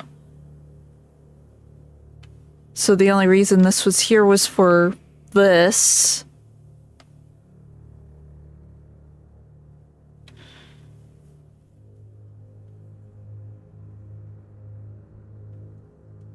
Are we supposed to be looking for the symbol? One of them came last night. I knew it was... I knew what it actually was because of the sign it carried, the sign of the eye. I killed it and hid it well. If more come, they will not find their friend nor its eye. Am I supposed to be looking for that? Am I looking for the sign or whatever? Because that maybe sounds like a thing. Just don't know where that would be.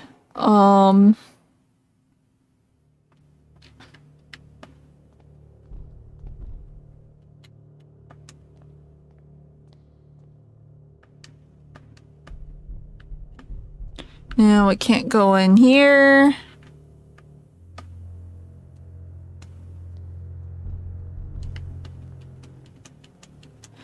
Okay. If he hit it well, he's not joking, because I'm not seeing anything.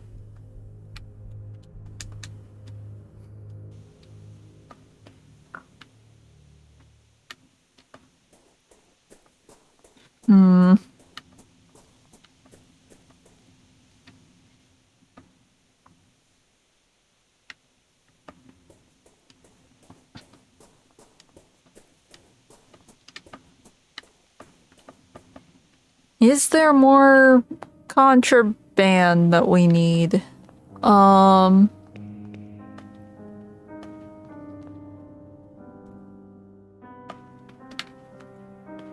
Let's see. Dusty. The drawers are all locked. 108. So the bricked up room was his. And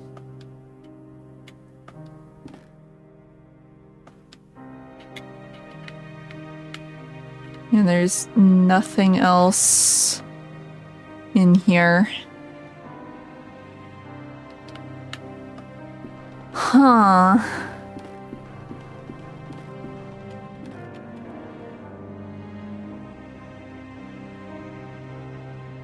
Or maybe that's referring to the mask? But the mask isn't the solution for this puzzle. I've gotten this far into the game without looking anything up. I kind of want to keep it that way. So we're gonna be stuck here for a bit while I try everything.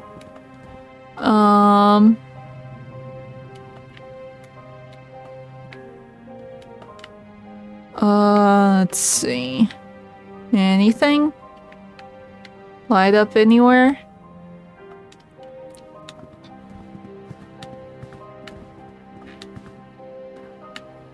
I'm guessing... I have no idea. There's no guessing anymore. I literally have no idea. 'Cause I feel like I've clicked everything multiple times now.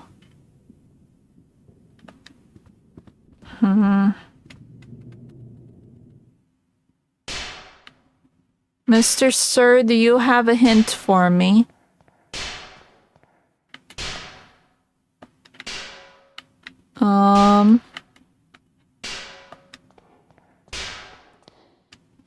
Therapy logs. Yeah, we've been through those. Huh. Can we put this back? Maybe. Let's keep it closed so the room stays dark and I can see clearly through the mirror. Okay.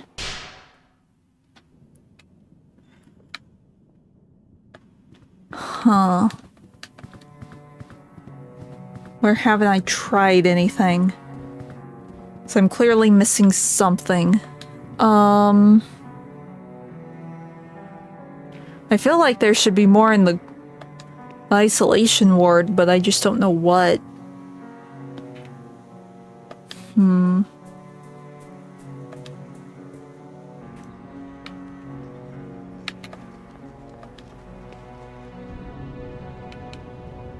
Let's go over here.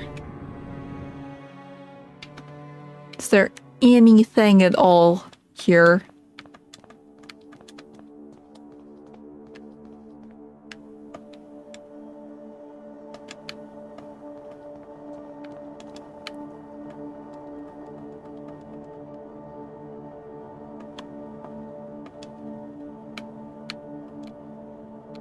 Take the silly mask, please.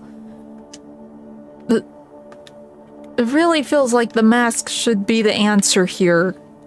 I don't know what this game wants from me.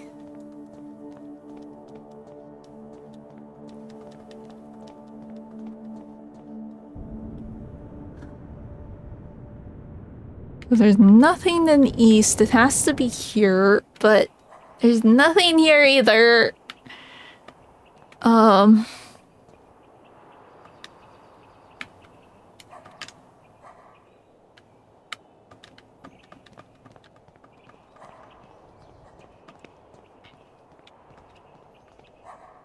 Because I feel like I've done everything. I don't know what this game wants from me anymore.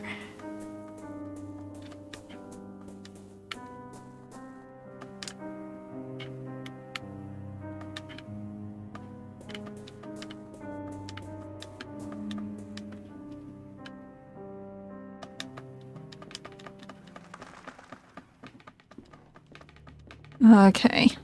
Back into here to click everything for the millionth time.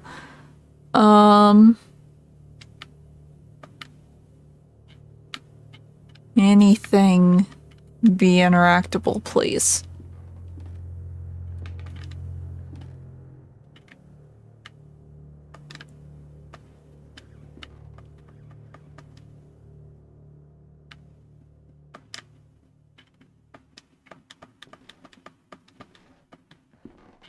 And what's this silly thing supposed to be? We can't give him his face back. There's literally nothing in here. I'm so confused.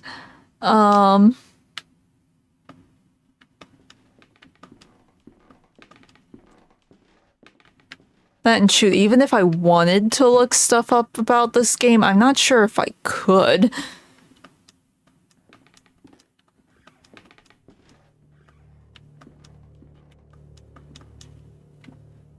Okay.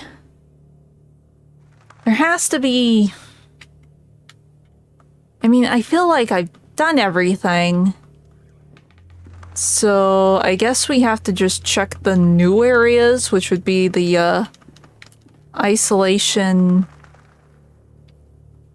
area, since that's the one we only just got, and that's where we got the silly necklace. The necklace must go in there somewhere. Isn't there like a picture of like a lady in there? Could I like put the pendant on the picture of the lady? Is that a thing? Not sure if that would really work. But that's all I got.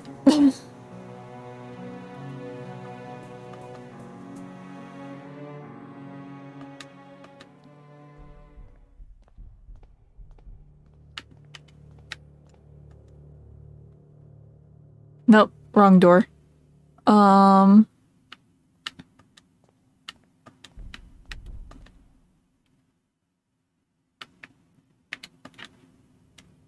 Picture?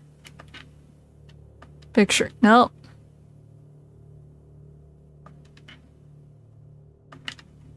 Can we break it?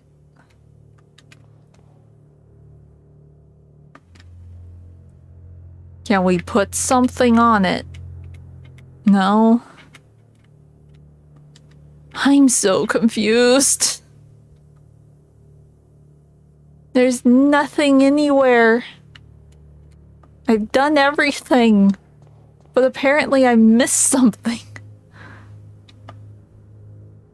I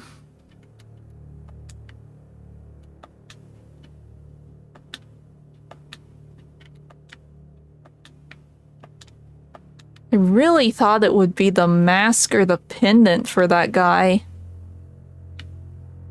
And I know it's not like bugged that these aren't it, because there's dialogue saying, yeah, this isn't it. And it's like customized for each item.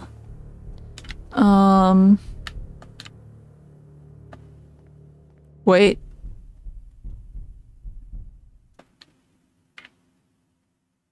We can... This is interactable.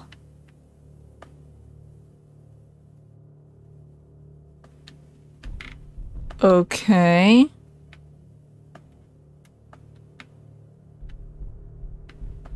Okay, so we can get a tool to break this down.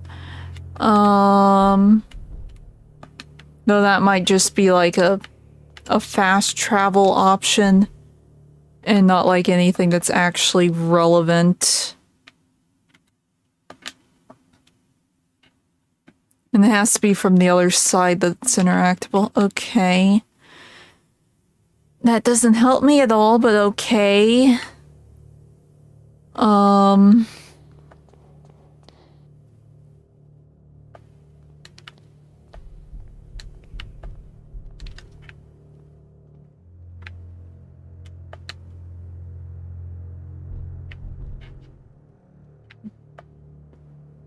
This door doesn't seem interactable. Okay, so we know we can do something to the bricks. And that is it. 20 minutes and we did one thing. And it's not even a thing that we can do.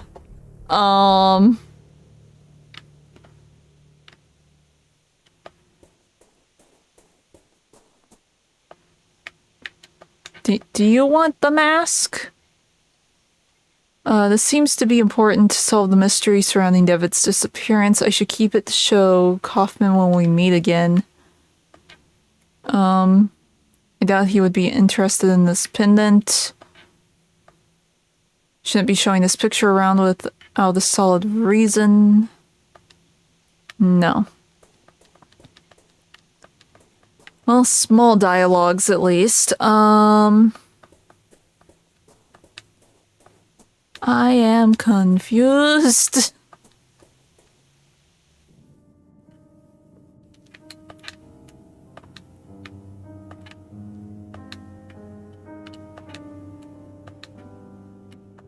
She wants nothing.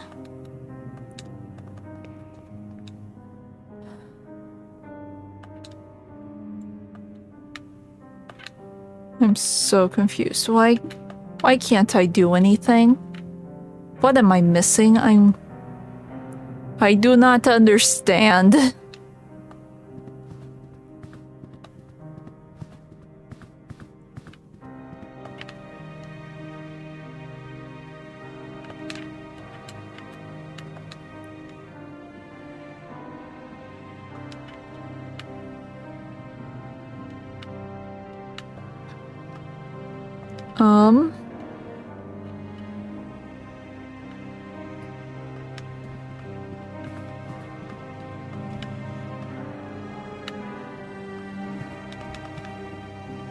I really don't get it. I've clicked everything.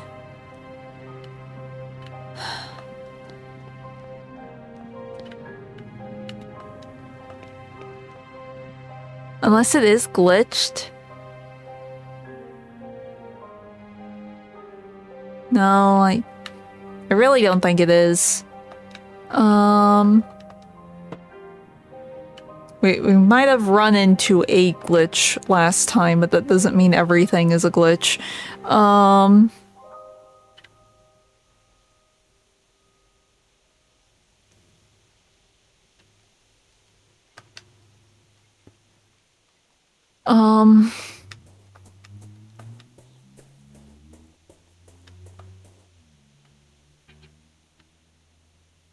really don't get it.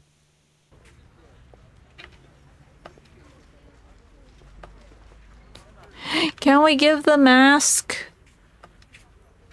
to anyone?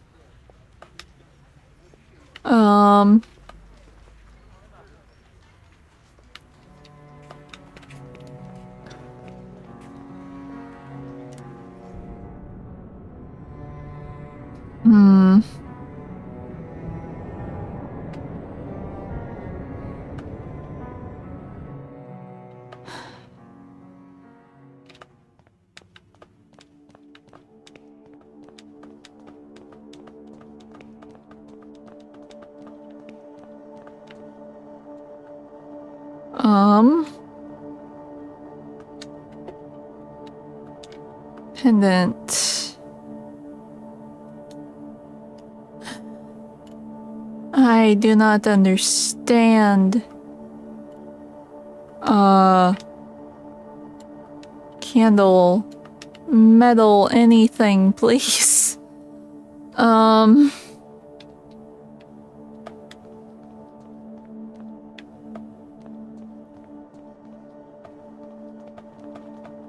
I think this is the most stuck I've been on this game. There's nowhere else I can go.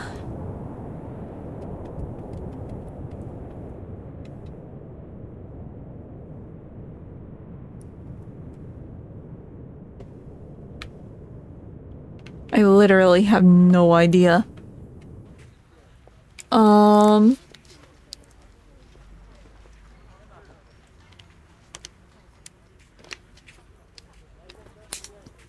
Okay.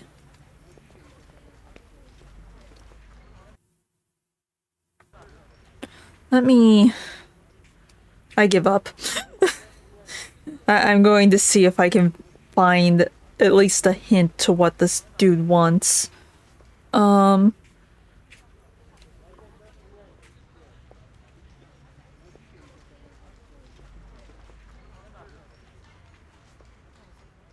wait, no. Typed in season 1. We need season 2. We're out of season 1.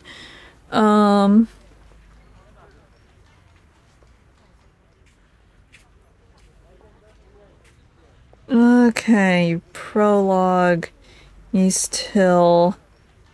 Okay, Pulse Street, East Hill.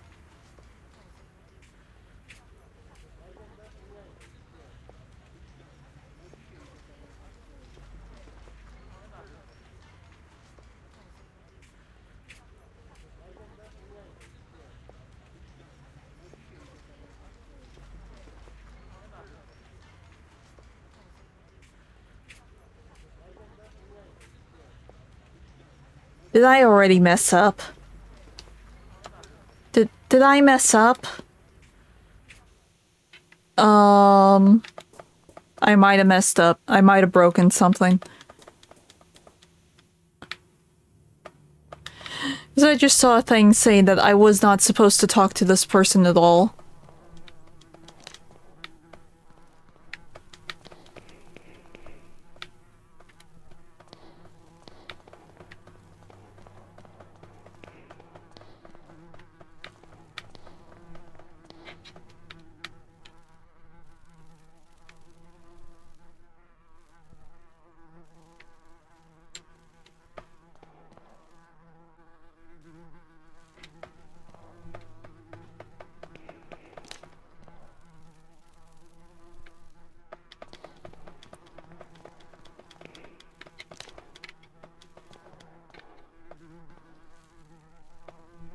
Yeah, that's not triggering the thing.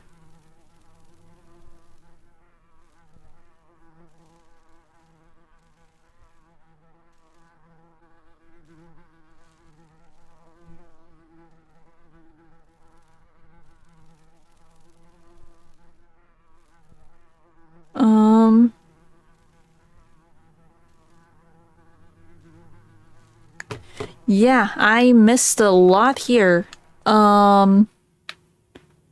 Okay, let's see. There's actually a thing in here that I can mess with that wasn't lighting up.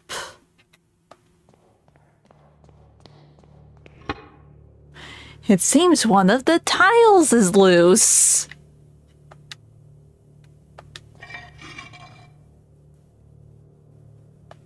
Okay, there's something there, half buried in soil under the tile. There's the bird. Okay. It's a long dead bird, just feathers and bones. I'm a take. It's holding something in its beak. I'm a take. A dirty and horribly deformed glass eye. This is the sign, I'm assuming.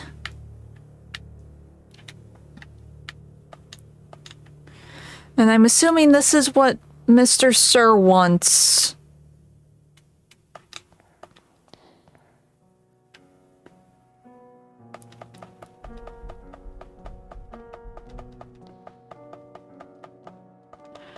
Okay, can we have progress? Can we finish chapter 1 today? That is the question.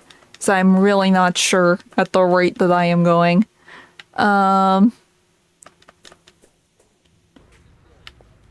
It's only stumped me once though, so that's something. Yes, chapter 2 maybe. Tomorrow. Okay. We have an eye. Is that what you want, sir? Please tell me this is what you want, sir. I don't want to go digging through walkthroughs again. Here. Yay! Progress! We are free! Mr. Limpy can go away.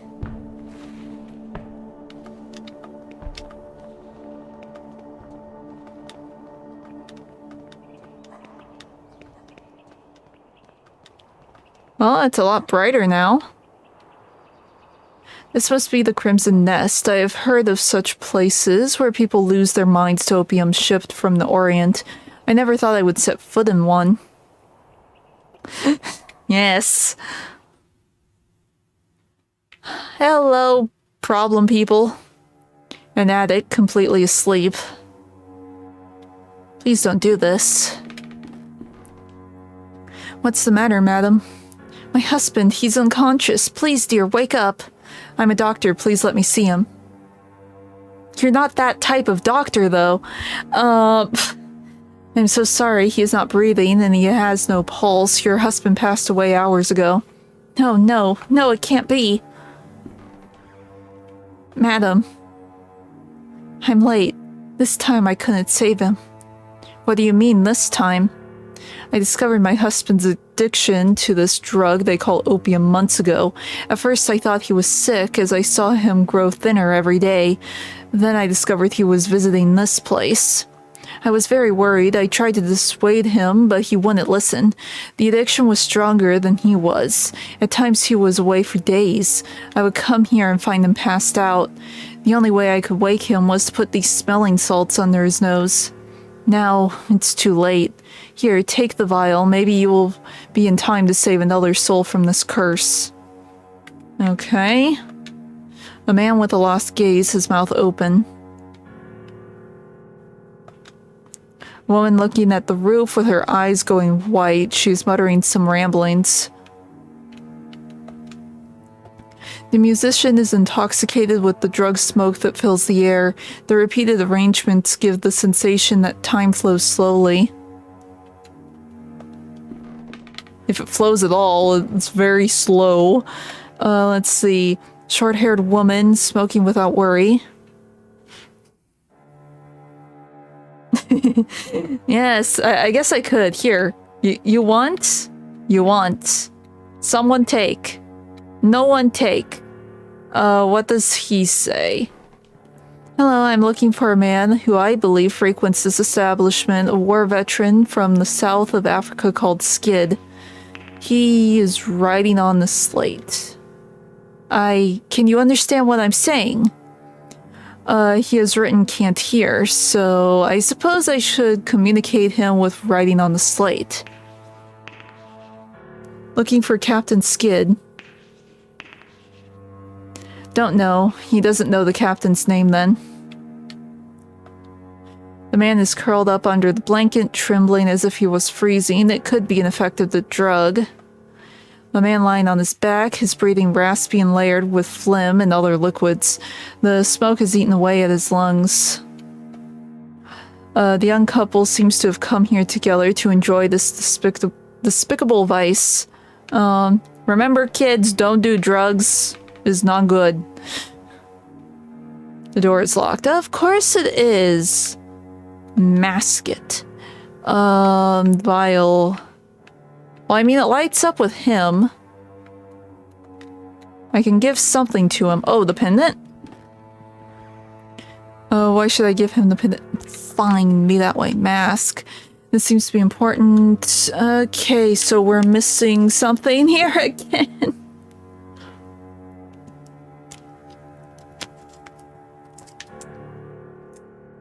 Or wait, could I show you the picture?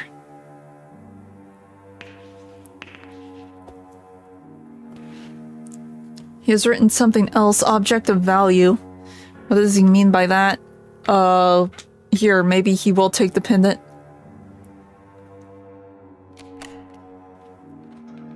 Cool! I wasn't missing something. I don't have to run in circles for an hour.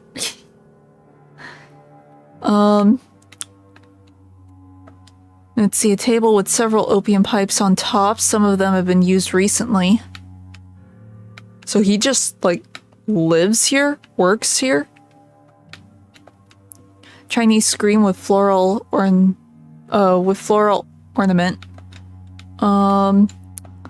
Hey, Mr. Sir? It's Captain Skid, no doubt. He is unconscious, but he still breathes. In that case, take the smelly stuff.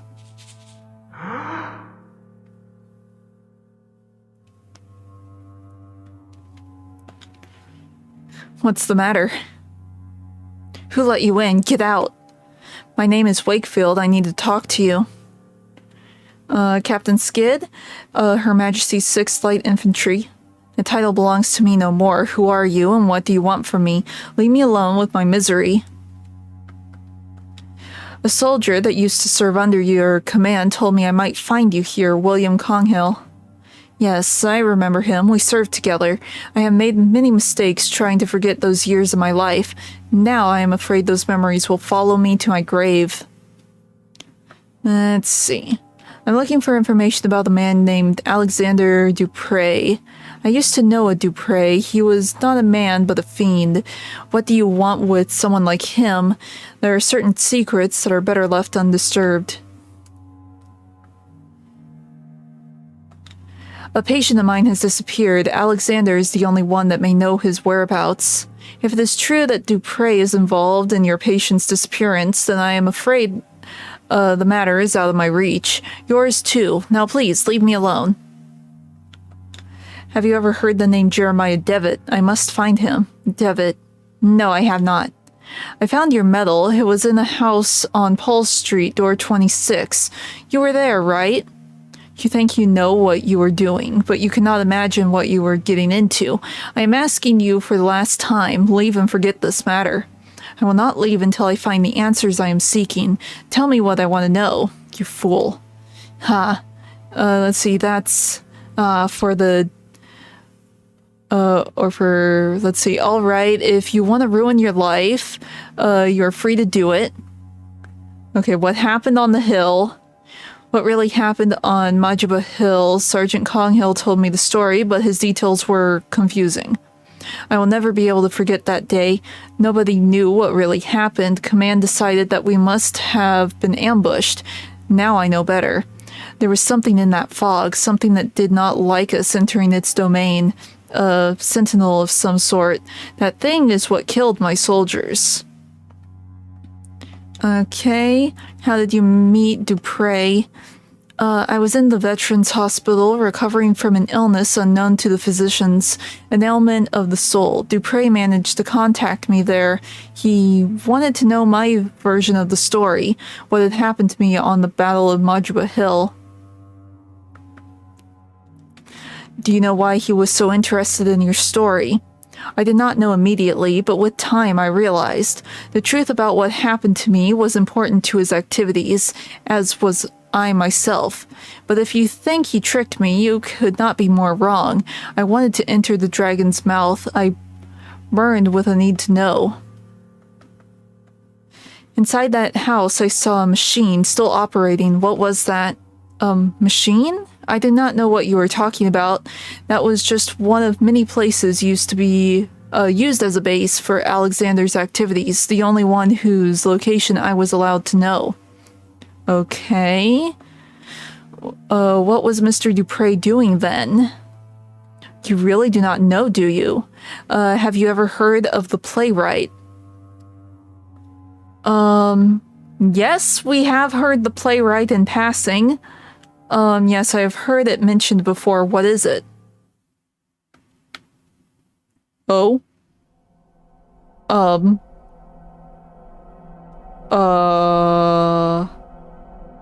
As I imagined, you know nothing. Dupre is not alone. He is but the peak of a pyramid, a vast group in which powerful people take part. A society acting in secret, ruled by a single sacred law, see that no one knows. I was part of it. Dupre himself recommended me. Okay. So we have a former cultist here. We gathered every month. What we saw, you cannot imagine. A curtain of normalcy protects the mind from something, an outer something. The fog of the veil protects us. But through the veil, we could peek into the abyss. We could know the unspeakable shapes that writhe beyond, a black nothingness, entirely full of horrors. A bird. Watch, this whole time they've been hyping up like this giant crow monster thing. We get there, and it's just a chicken. Like a normal chicken. Not overly big or anything. It's just gonna be like a chicken or some other like really random harmless bird. That all of this hype will be for nothing.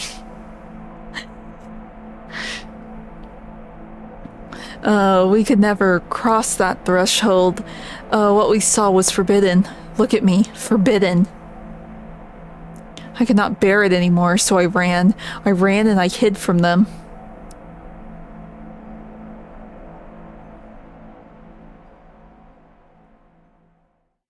It was too late to run or to forget.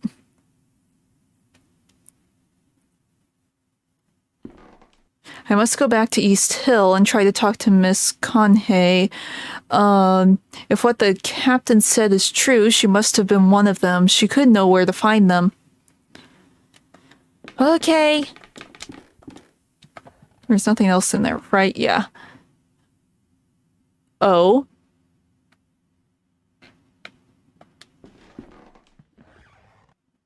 A performance?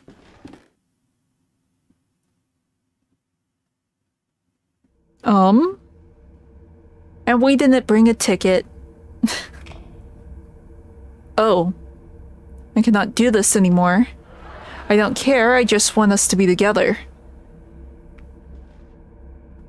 You know it's too hard, I don't feel free.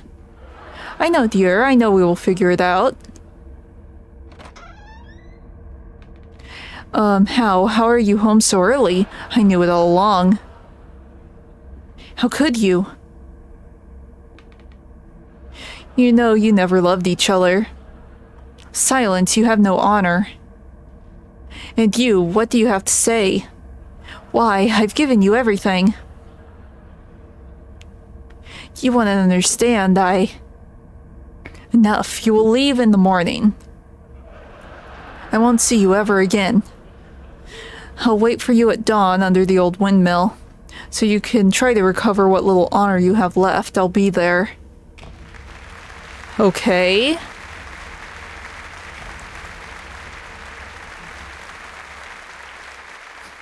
They're taking the curtain call here. This seems like the middle of the play. Oh.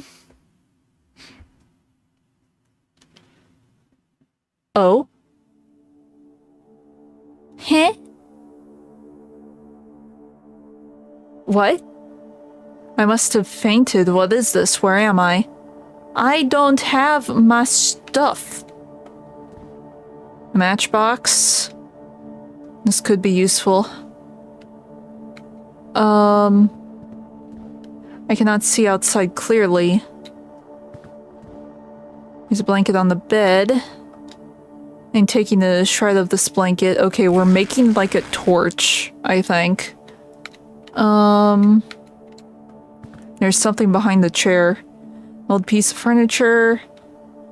There are marks on the dust in the floor. It looks like the chair has been moved recently. Shifting the chair revealed a small dark hole in the wall. Okay. Small hole in the wall, it's too dark to see inside. Okay, so we gotta make our... Door's shut for good, and it has no knob, no keyhole even. Okay, so whatever it is we need to make, we can make it from what's in here. Cannot see outside clearly. Oh wait, can I... Rag? No? Matches? I like how it turned into a candle. I would swear I saw a pair of feet in there. Oh great.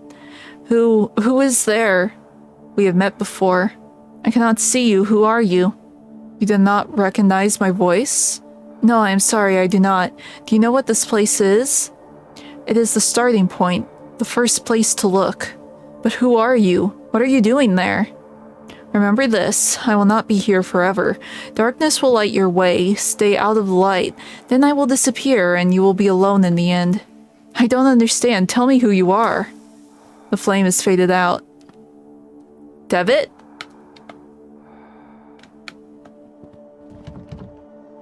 Door is shut. Okay. I can hear breathing behind the wall. Blanket is now ruined. I must take it with me. Only the mattress remains. I don't have any matches left. Oh? It did say darkness. Okay, the room expanded. I see.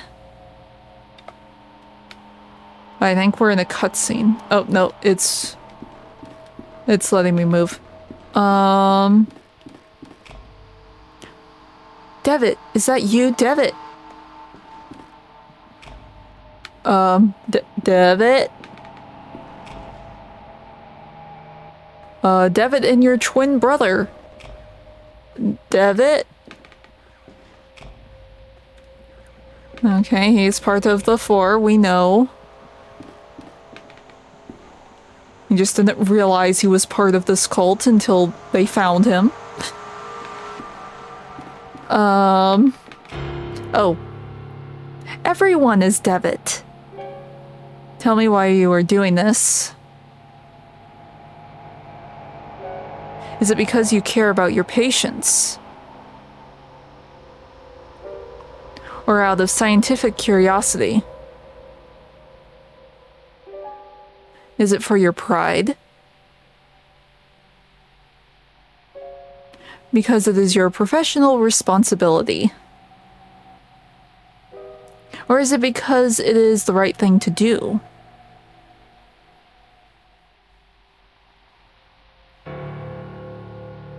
Okay.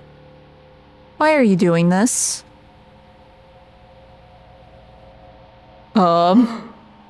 Because that's how the game works. That is why I'm doing this. No, Devitt. It's alright. Words. How are you feeling? I feel dizzy. What happened? Where are we? At my house. I went to East Hill to meet you and found you inside one of the cells? Unconscious, your clothes stenching of opium smoke. I had you brought here. You've been out for a day and a half. I think it's coming back to me. I was at one of those opium dens. I might have passed out after breathing that dense smoke. Listen, I have much to tell you. My investigation unearthed a great deal of new information. Alexander was indeed institutionalized in East Hill, but his files were missing. I managed to track down the man who knew him. He told me a story you would not believe, and there was this woman, a patient at the hospital. She was completely out of her mind. She attacked me. What is happening to these people, Kaufman? How is this Alexander related to Mr. Devitt? I think this patient, Miss Conhey, might know how to find Alexander. We must go back there and talk to her, whatever it takes. I'm guessing she's dead.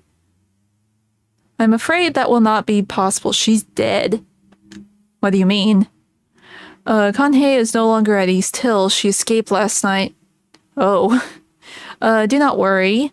I think I might know where she is hiding. Get ready, we must leave promptly.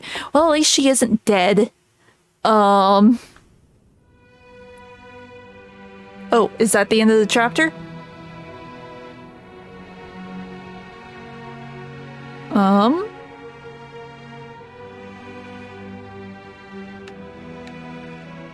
Oh no, it's a scene. It's like pretty... oh, they are coming. Oh, the opening scene. They are letting him in. Now that the door has been opened, they are coming. We get to see what she drew with the salt and or chalk.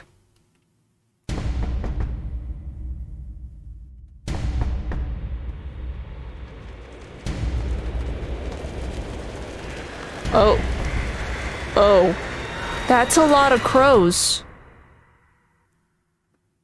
Okay.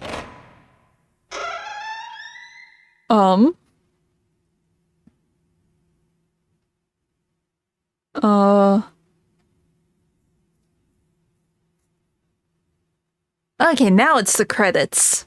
I think I won't... I think I'll save episode 2 for next time, just because I don't want to stop in the middle of episodes. So I will call it here, because I have a feeling these episodes are a lot longer than in season 1.